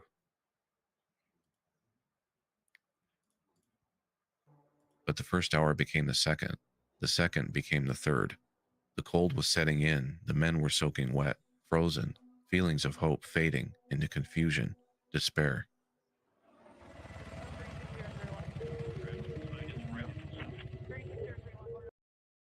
Hello, Carlos. Welcome, welcome. With repeated unsuccessful attempts to contact the vessel after its mayday, the Coast Guard sent out an urgent broadcast on all relevant frequencies, requesting vessels in the area keep a lookout and report any sightings. When the Coast Guard contacted the fishing vessel Rough and Ready directly via satellite phone, the fishing boat was about 25 miles due west of Scandies Row's last known position, one of the closest in the vicinity, but they were unable to assist Loca, good to see ya. due to their own struggle in the abysmal weather conditions. Other vessels potentially within range of the captain's mayday call didn't even receive it, since their antennas had iced up and were having troubles of their own. The Coast Guard's MH-60 Jayhawk helicopter would get underway by roughly 11:30 p.m. from Air Station Kodiak, but the Scandies Row's last known position was extremely remote. The weather wasn't going to let up along their flight path either. Extra fuel had to be loaded, and additional complexities in flight planning were required. This flight was going to push the rescue helicopter and its crew to the very edge of their range and capabilities. Coast Guard cutter Mellon was diverted from its Chadwick, welcome, welcome. patrol near Dutch Harbor as well. The Mellon's ETA roughly 20 hours though. Ugh. A Coast Guard C-130 was also dispatched from Elmendorf Richardson in Anchorage to aid in search and act as a communications platform. Earlier, once inside their raft, Dean and John had spotted the Scandies Row's second life raft, but decided not to risk exiting theirs and just watched it floating nearby for most of those grueling hours waiting for rescue. At roughly the 4-hour mark, the two men spotted what they first thought was the light from a ship's mast over near the other life raft. They had no flares left, but knew there was a functioning flashlight they'd been saving for this very reason. They began signaling toward the light that appeared to be investigating the other life raft, which turned out to be empty. The light suddenly raised straight up quite a distance, and the two deckhands knew instantly it was a Coast Guard helicopter. At 2:08 a.m., Dean and John were pulled up, one by one, into the Jayhawk. The Coast Guard crew even forced to de-ice the rescue swimmers' goggles and dry suit throughout the process. They'd pushed the helicopter so far, it was dangerously low on fuel, and had to cut auxiliary power to conserve it, which meant no interior heating for the long ride back to Kodiak Station, finally landing safely at approximately 3:40 a.m. Dean and John were quickly brought aboard a waiting ambulance and onto the hospital, where they were treated for hypothermia, both making a quick physical recovery. In an interview later, the rescue flight commander stating they were anticipating bad weather, but what they got was a lot worse. It took both pilots to keep the helicopter flying level, stating the 170-mile, 2.5-hour journey was the most challenging flight of his career. Dean and John would recount events to interviewers in as much detail as possible, especially in hopes to aid in finding survivors. And kudos to the badass mother effers in the Coast Guard that put their lives at risk to save these guys. I mean, this was a badass rescue. You know, people in other branches of the service and whatnot like to make fun of the Coast Guard, but when they do their job, they do a badass job of it. I mean, when you have people that are in crisis and in danger of losing their lives, and you put yours second for a complete freaking stranger, you know, that's some badassery. The ensuing search would cover a 1,400 square mile area, using all potential drift models based on the Scandies Row's final position, on the weather patterns, and the two survivors' coordinates. The Coast Guard searching tirelessly throughout New Year's Day, multiple MH-60 helicopters, C-130s, and then the cutter Mellon arrived 3 hours quicker than planned at 4:15 p.m. Searching in these conditions, though, even puts rescue personnel at risk, and the cutter had to stop for its own ice removal efforts that afternoon. The primary goal of such a high-risk search and rescue puts victim recovery far behind the priority of locating survivors, the likelihood of which dwindling by the hour. And by 6:08 p.m. on January 1st, 20 hours after Captain Cobbin's Mayday was received by the U.S. Coast Guard, the search was called off.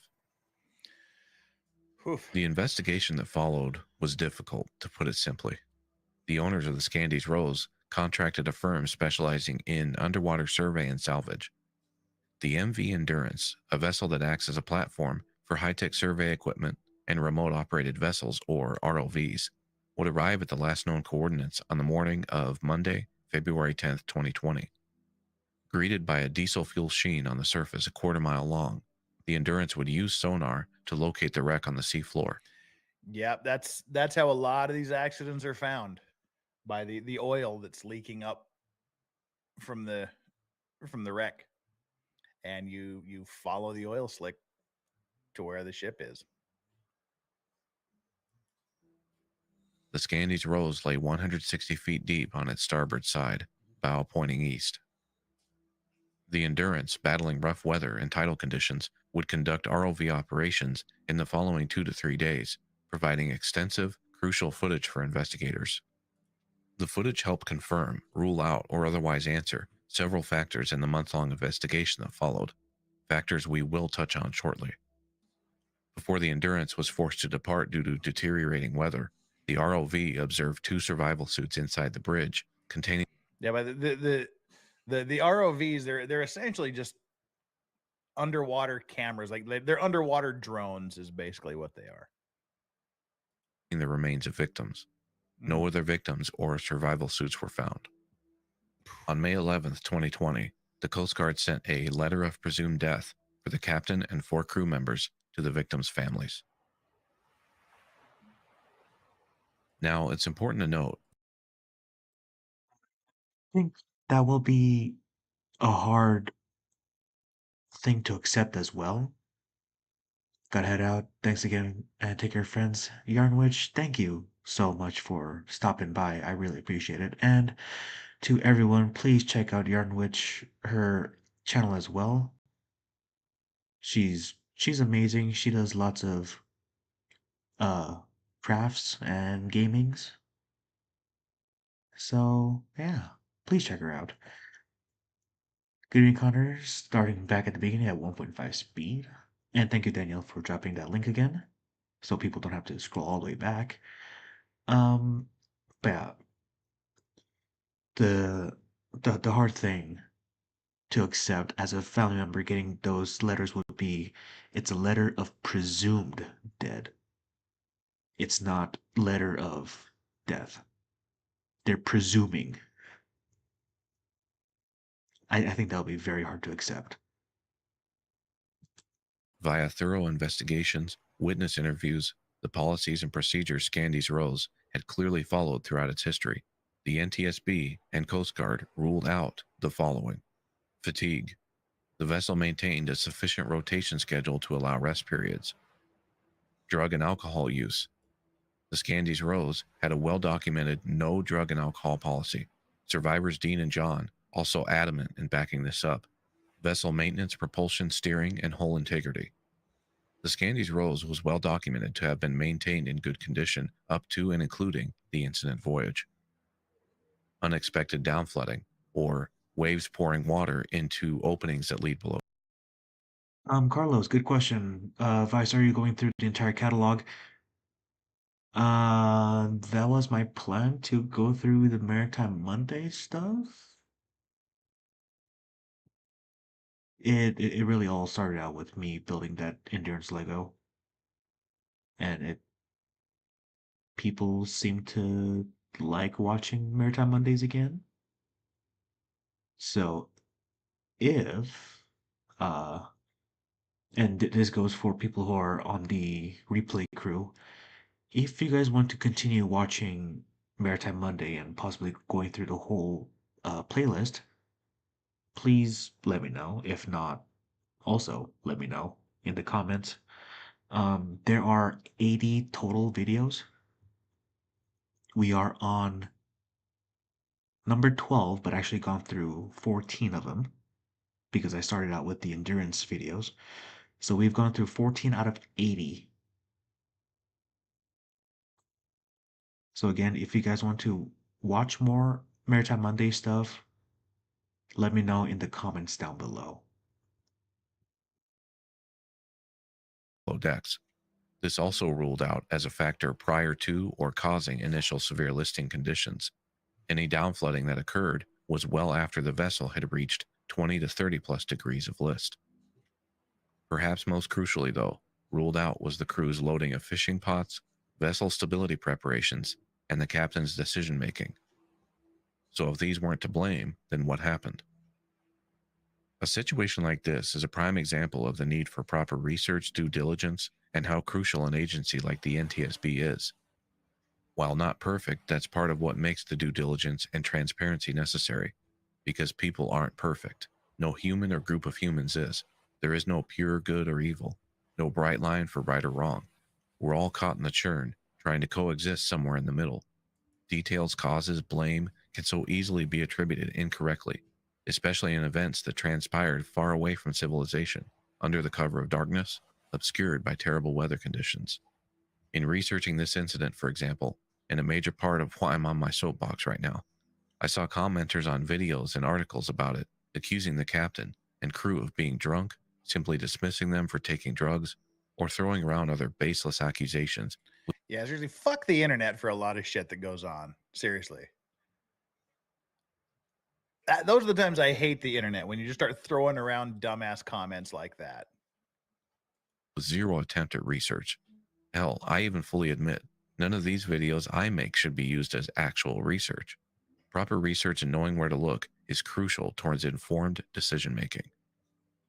The NTSB and Coast Guard getting to the bottom of the Scandies Rose tragedy was a prime example of finding what really happened amidst so many challenges, then using those findings to possibly save more lives in the future. As you'll see, the true culprit they found, while not nearly as headline worthy, is, without question, deadly. These vessels and their crews don't typically even flinch at the news of ice buildup. One of Cobham's fellow captains stating, "Ice is just a constant presence in the Bering Sea in the wintertime. You're not going to go many years without having to chop ice half a dozen times or more. They just get to work removing it and keep going."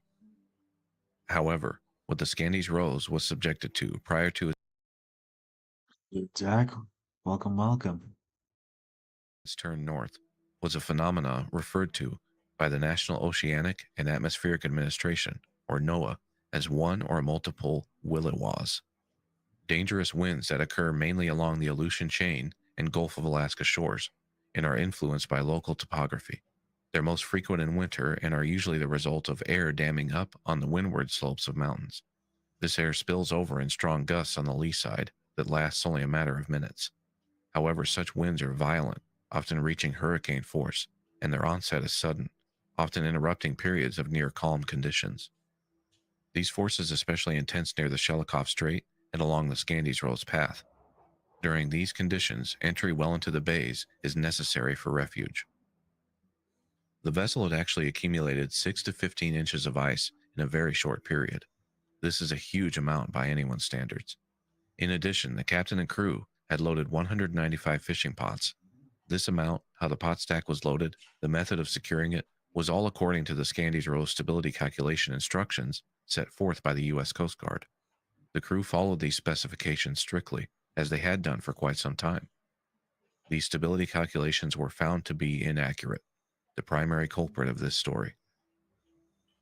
When the Coast Guard's Maritime Safety Center, or MSC, calculates each commercial vessel's stability characteristics, they determine how much a vessel can carry, where and how to load it on deck, empty pots versus full, ballast tank capacities, and so on.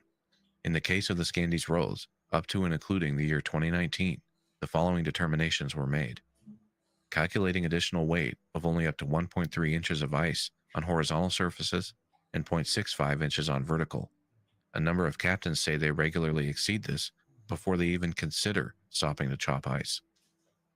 The stability assessment did not accurately model the Scandies Rose shelter and forecastle enclosed volumes, the current bulwarks heights, and, quote, significantly underpredicted the superstructure windage area, possibly even utilizing older versions of the ship's bulwarks, for example. The NTSB also found the MSC had significant differences of ballast tank volumes in their report versus the vessel's true capacities. This was all in addition to other mathematical errors and omissions by the, quote, naval architect who completed the Scandies Rose stability instructions, who had been independently completing vessel stability instructions for about 30 years.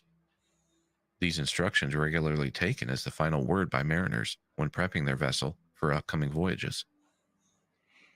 Following these conclusions, Yeah, bad math. How's that for a shitty ruin? I mean, that's cause of death, bad math by a guy 40 years ago.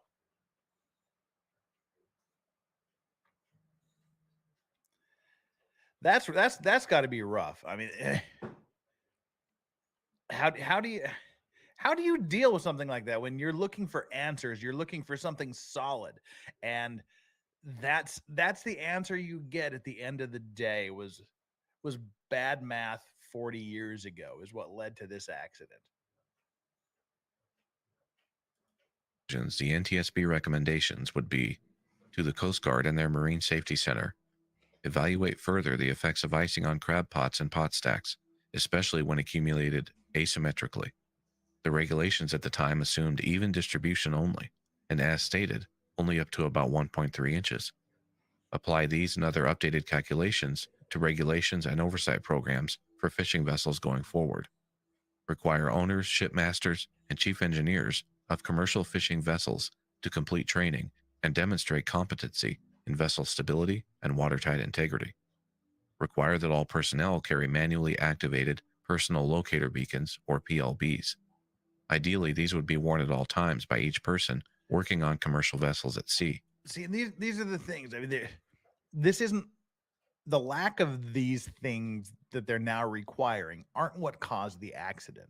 The NTSB does it, and the Koreans, they have the KMST, was that the Korea Maritime Safety Tribunal. They examine, they determine the cause of the accident, and they do that for two reasons. One is to decide if there's any administrative punishments that need to go out to officers, and two, to use it as a basis for recommendations to avoid similar situations in the future. And that's what they're saying here. Okay, now they realize that, okay, if we do this, everybody has the personal locator beacons, if we have all of these things, that's going to increase. It may not necessarily decrease the accident, the chances of a similar accident happening, but it increases the survivability of the people involved. Registered individually to each crew member, the system would be more reliable than, for example, the EPIRB that failed to trigger on the Scandies Rose. To the National Oceanic and Atmospheric Administration, improve surface observation capabilities in lacking areas like Sutwick Island and Chignik Bay. To the National Weather Service, bring your website for freezing spray predictions online and promote its use in the industry. And it looks like they may have gotten a start on this since. Rose, thank you so much for popping by. Hope you have a good night. Thank you. From the way it looks to me, if it weren't for the captain's mayday call just before the vessel capsized, survivors Dean and John and the fate of the Scandies Rose may have all been lost to the sea without a trace. According to the NTSB, following the sinking of the Scandies Rose, a maritime vocational school in Seattle partnered with one of the vessel's owners and developed an 8-hour-long stability course tailored specifically to Merry tizzle for sizzle. Thank you. And welcome, Emil. Good to see you. crab boats. As of March 2021, the class had been well attended so far, 2 participating captains remarking they would highly recommend the class, one mentioning he believed the class should be mandatory for all crab boat captains.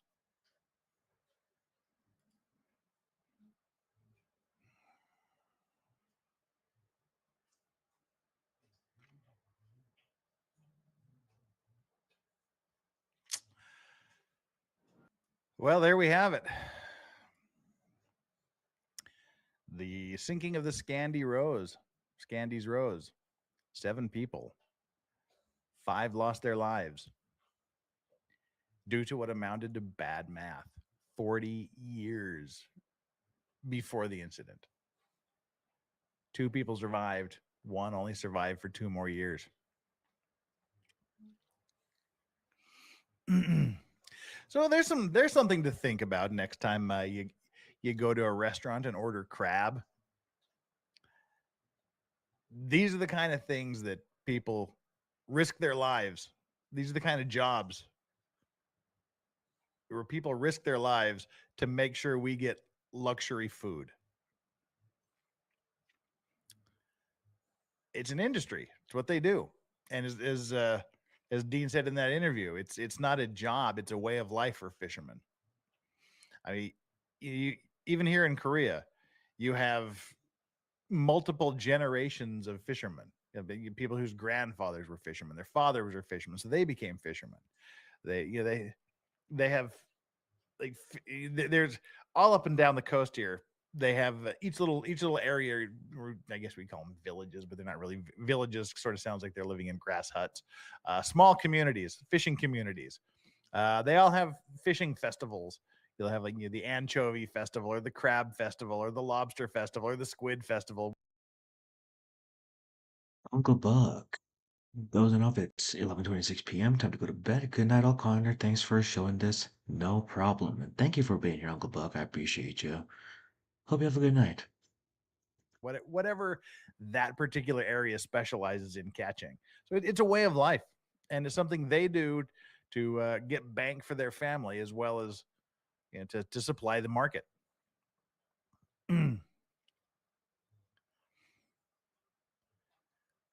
Yeah. Yep. Well, there's again. That's another cheerful Monday. We've got another Maritime Monday. The two people have asked, why are you hiding Godzilla and free Godzilla? I didn't realize. I just as soon as I saw those, I realized that I've had the door open this whole time. Yep. Sorry. Godzilla's hiding today, I guess. And again, there's no easy way to segue out of that. That's a rough story. I think this is only the second one that we've talked about. The other would have been the Edmund Fitzgerald. And if you haven't seen the Edmund Fitzgerald video, go back and watch that. It's a similar situation. Of course, we have the famous song. Maybe it'll cause you to listen to the Gordon Lightfoot song, "The Wreck of the Edmund Fitzgerald," a little bit differently after you watch that. But that one and this one are, as far as I can recall, the only 2 cases when the real culprit was Susan, thank you for being here. Appreciate you, and hope you have a good night. badass Mother Nature, just the sea witch. Sure, the math was bad, but the ship survived with bad math for 40 years. 41 years, I guess. So it just comes down to Mother Nature's a bitch. It's we had the old margarine commercials when I was growing up. The it's not nice to fool Mother Nature thing. Yeah. Find it fascinating, the boat stuff, as I have grown up around it, but never thought of the dangers. Yeah, and I think one of the main reason why is that it's because it's a subject or part of the industry that people not don't want to talk about it, but is way too cautious of bringing it to light because it is a sensitive matter. Like, of course, unless you were like Dad, who used to be a maritime lawyer, who deals with those stuff every single day, and I was kind of aware of it because sometimes he'd send me pictures or videos of like when the accident happened, like the explosions or the dents or the aftermath. So, I mean, it is understanding that people who grew up near oceans and near boats haven't really been too wary of the danger side of it. My first job after college was related to search and rescue, but safely behind a computer screen. But we will enjoy whatever you do on your channel. Appreciate it. I love this outfit, the shirt, the hat, and the pipe that I hadn't seen yet. Well, glad you're enjoying it. Yeah. When the sea witch wants you, the sea witch gets you, I guess, in a way, I guess, for me anyway, it's good that the cause of the accident isn't greed. It's not people being shitty and cutting corners and being incompetent and being losers. In a way, it's good. It's good that the people involved in this case were doing their damn jobs. They were doing it properly. They were doing it correctly. And there was no criticism of No worry, Rose. I understood what you said. anything anybody did on that boat. But that also makes it that much more tragic that everybody did their job and there was still no way around it.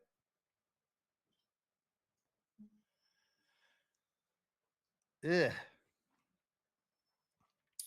Yeah, Vicky T says sometimes shit just happens, and yeah, that's it. You get that freak interplay of unusual and freakish situations, and bad stuff happens. Have you covered the SS Eastland? Never heard of the SS Eastland. Again, if there's any, we'll say this again. If there's any specific things you want me to look at that you find particularly interesting, the biggest thing we're looking for is videos of it, video explanations like this, from Brick and Mortar and other people that do these kind of videos. There's like some marine horror sites that we'll probably be looking at more in the future.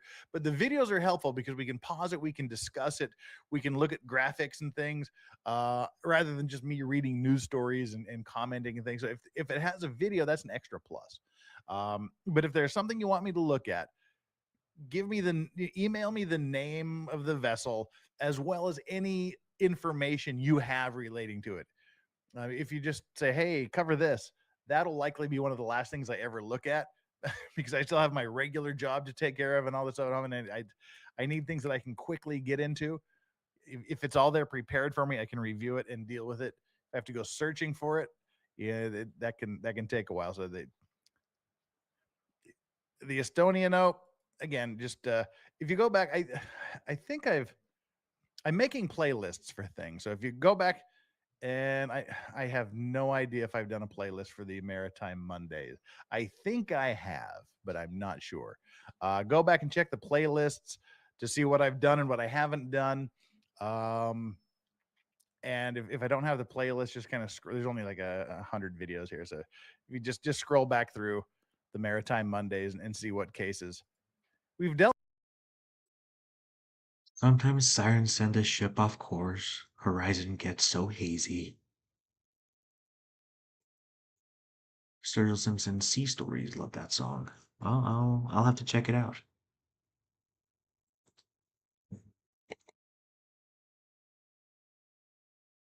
Dealt with. And if there's ones that haven't been done, then it'll all be good. Oh, wow. So what are your thoughts? You throw up some thought. We got a little bit of extra time here. We got 10 or 12 minutes to go, but we'll just call it a 2-hour stream today. Let me hear your thoughts. I mean, I don't even know what I it sounds weird. I don't even know what thoughts I'm really looking for. I mean, just what's going through your mind when you're watching that? I'm curious to see if any of it's the same stuff that I'm thinking about. There's a Halifax explosion. That's on the list. The Halifax explosion. Yes. It's on the list. Yeah, Ember Fox says he's the only one that's alive. So you know what's stupid? I can hear Jeff and love it, and I can listen to him, but if I dare to look at him while listening, I start bawling. Is there a pill or something for whatever that is? Uh, it's just time, really. It's just time. Some people get over it fast, some people it takes forever. So it's just time, unfortunately. And if you want pills, well, there you go. Rose got some for you. Yeah, I mean that sucks. Mm, you know what? But what do you do? God, I mean, the survivor's guilt just must be crushing, just crushing.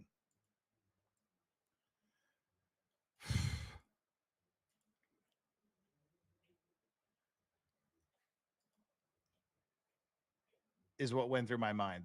The emoji is what went through Zenz's mind.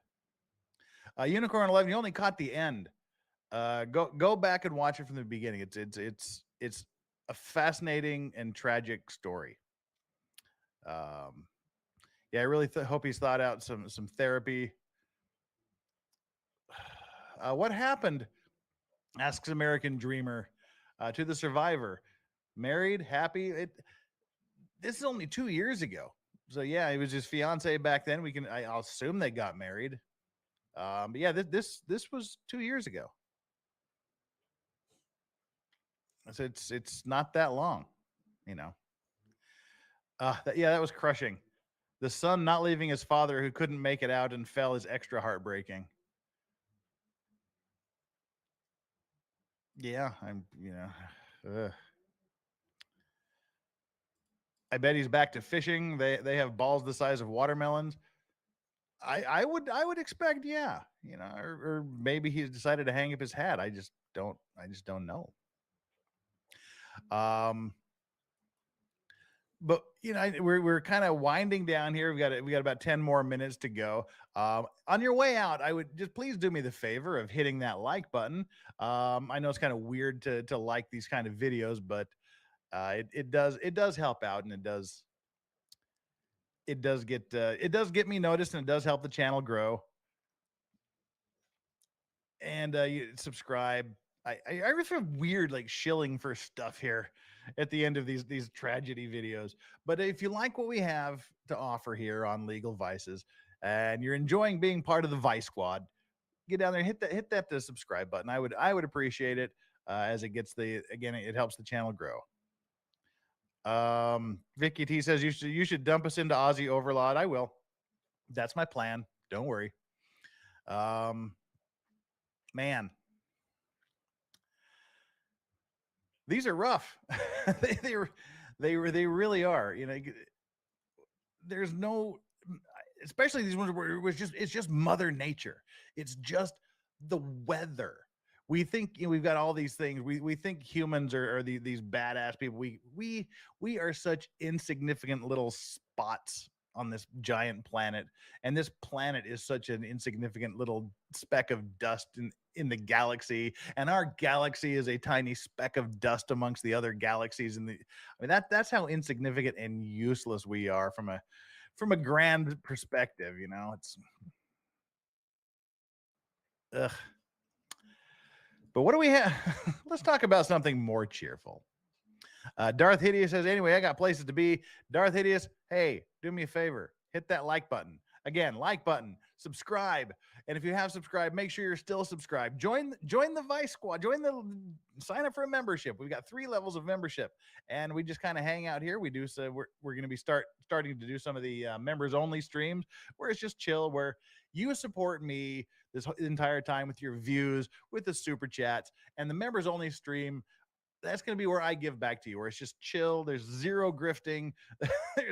there's nothing that I want. I just want to sit down and go through the chat and just pay 100% attention to the chat and get to know you better, and you can get to know me better, and we can hang out. We can talk about things, and get along. Yeah. Mother Nature is brutal in real life. Final Destination. That it is. Well, Dang.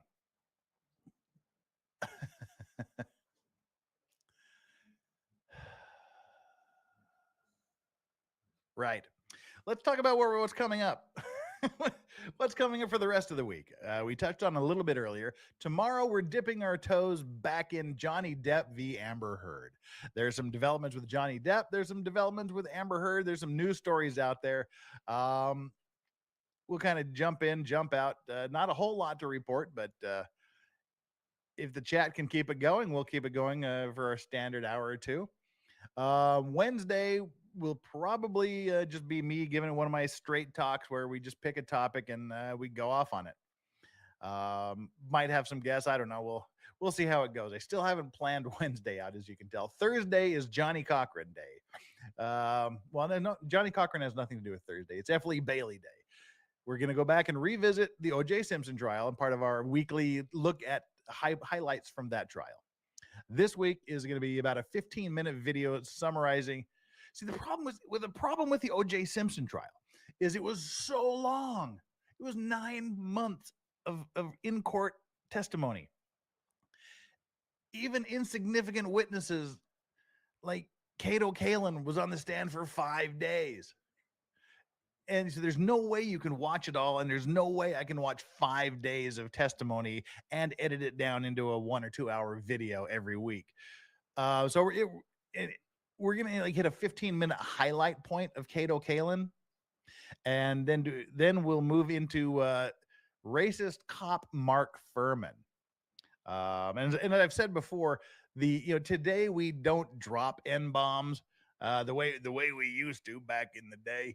The N-word is now how we euphemize that is the euphemism we use. Execation says, is Farron alive? Yes, Farron is well. If you saw the members only stream, I don't you're a member, Execation, I believe. Sunday is, if you go back yesterday, the day before, is the members only stream. Farron was on for about an hour. We talked. She is alive and well. Thank you for the super chat. But Mark Furman was the racist cop who denied being a racist. He found the blood in the Ford Bronco. He found the glove that was behind Kato Kalin's room. There's shady mofo. We're not going to do much with it. I don't think we're going to do anything for his direct examination. We're just going to watch superstar lawyer completely dismantle Mark Furman on the stand. His cross-examination, if I recall correctly, was 4 days, maybe 3 or 4 days. But we're probably going to take 2 weeks to review that. The two main days are the last 2 days of his testimony, where F. Lee Bailey sets him up. So, word of warning, we will be patrolling. Again, I do not do censorship of chat unless it's something that's going to get my channel yeeted, or they're spamming, or you're shitting on guests. When I have guests on, if you want to say shitty things about the guests, go to their channel and say it. But I treat my guests with respect. But for this one, it's going to go a little bit long because we have the 2 hour word police with YouTube. There is some serious N-bombs coming down the channel on Thursday, so be warned there. There's the reason that we say the N-word today and not the actual N-word is because of the O.J. Simpson trial, basically. F. Lee Bailey was dropping N-bombs. Mark Furman was dropping N-bombs. And Chris Darden, the prosecutor, he refused to say the N-word. And that's when they started referring to it as the N-word. So the reason we say N-word is because of the O.J. Simpson trial, essentially. So we'll be getting into that and how that was one of the pivotal moments of the trial when you are trying to convince a majority black jury that O.J. Simpson committed the murders, and then the cop who finds all of the important evidence, the magic glove, the drop of blood in the Bronco. The guy that finds that out turns out to be a racist. That's not the best look for the majority black jury. So we'll get into that on Thursday. Friday will be the unexplained. I don't know what we'll be talking about quite yet on the unexplained, but that's what we'll be doing. That's kind of the week in a nutshell. That's what's coming up, and I hope you'll be here for all of that because we enjoy it. We enjoy what we do here, and I enjoy you. As I said earlier, the Vice Squad is the greatest chat on the entire internet, and I'm glad you're here. We've got the greatest mods. The mods do their jobs. You guys do your jobs by bringing it. And thank you so much, everybody, for everything tonight. It was a pleasure having you here. Look forward to seeing you here tomorrow for some Amber Heard and Johnny Depp stories. And then follow me throughout the week. Thank you for those. Thank you to those of you who super chatted this evening. It's always a pleasure, and I'm always humbled by it. Look forward to seeing you all tomorrow. Come back. We'll be doing an hour earlier tomorrow. We had to do a little bit later tonight. So it'll probably be 8 p.m. Eastern, which will be 1 p.m. London, 9 p.m. Korea, and 10 p.m. Australia time. Thanks all. We'll talk to you tomorrow. Love you all. I'm Legal Vices, reminding you to always remember to enjoy your legal vices. Bye.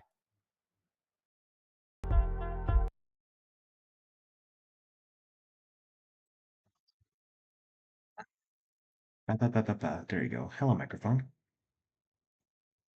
Let me switch over to view. Hi.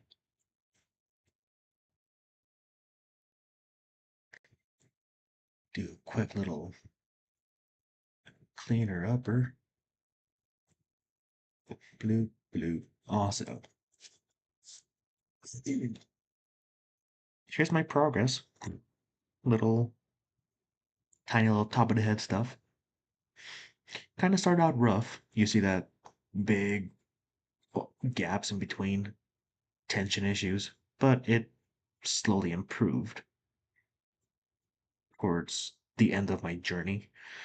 I marked where I stopped, so I'll be able to remember where I'm at. This will be an interesting project. I haven't given up yet. So that's a good sign. Okay. I will redirect this real quick, and then I will let you know my week. So, I hope everyone enjoyed that video for today. And always, always, always, thank you for being here. Where's it? There. Boop. Boop. I'm getting better too. Nice. Was it Dave Chappelle or who said the Wheel of Fortune spoofs someone who annoys you and then uh and then the person said the N-word instead of I don't know. I don't know.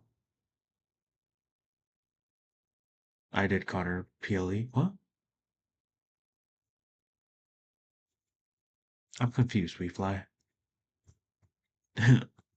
I'm confused on what you're saying.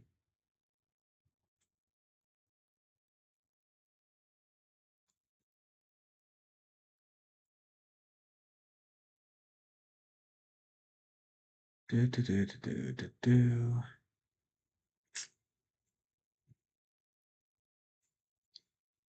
Probably one who could get away with it. Mhm. Uh, here. Boop. I won't be able to go over to where I'm sending you guys, but womp womp, because I'm going to bed after this. So, yeah, again, thank you all for being here. The rest of this week looks like tomorrow I'll do a after work driving stream. And I probably won't do a Maritime Monday. I did enjoy them. Please keep them coming. Thank you, thank you. And thank you for reminding me. Anyone who's on this live and anyone who's doing joining the replay crew, please leave a comment down below if you'd like me to finish up all of the 80 videos. That's 80 videos on this playlist. We've gone through 14 so far. So we have 66 videos left. And then Thursday, Friday, I'll try my best to do Maritime Monday videos. And then oh, Saturday, there will not be a weekly catch up stream. If I am remembering the time correctly.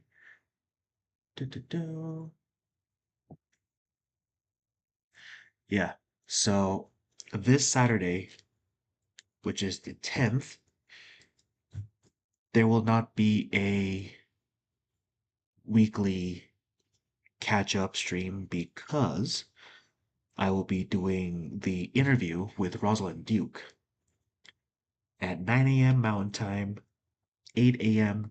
Pacific, 10 a.m. Central, and 11 a.m. Pacific. Nope, Eastern. Wow. Yeah, so I'll be doing that. Be doing her telling me everything, interview stuff. And of course, oh, I might be. I'll blah, blah, blah. I'll try and do another Maritime Monday after that, if there's time. And then, of course, I'll be reading a couple more chapters on Megan Fox's book. That'll be a late night live reading that I usually do. And Sunday is nothing planned so far, but we'll see what happens. I'll let you guys know. And with that, thank you everyone for being here. I really appreciate it. And thank you all the mods for dropping the links and doing all your moddy stuff. And yeah, I hope everyone had a good day so far. And hope this, well, even though it was a tragedy, I hope it was a good way to uh, cool down and kind of relax for the end of the night. So, with that, I hope everyone has a beautiful morning, evening, night, wherever you are. Stay beautiful, stay lovely, and I'll see you guys later. Love you guys.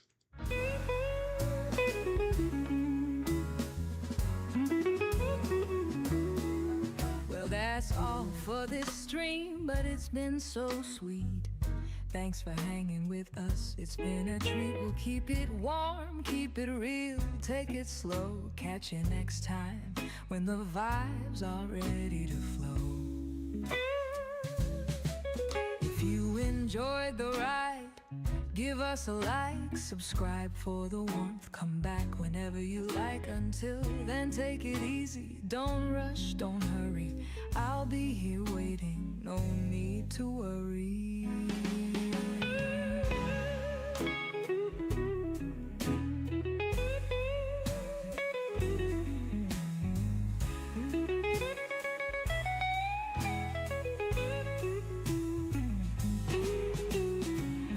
Vice, baby, always by your side. Stay cozy, stay calm, let the good times ride. Peace for now, but we'll meet again. Take care, my friend. Until then.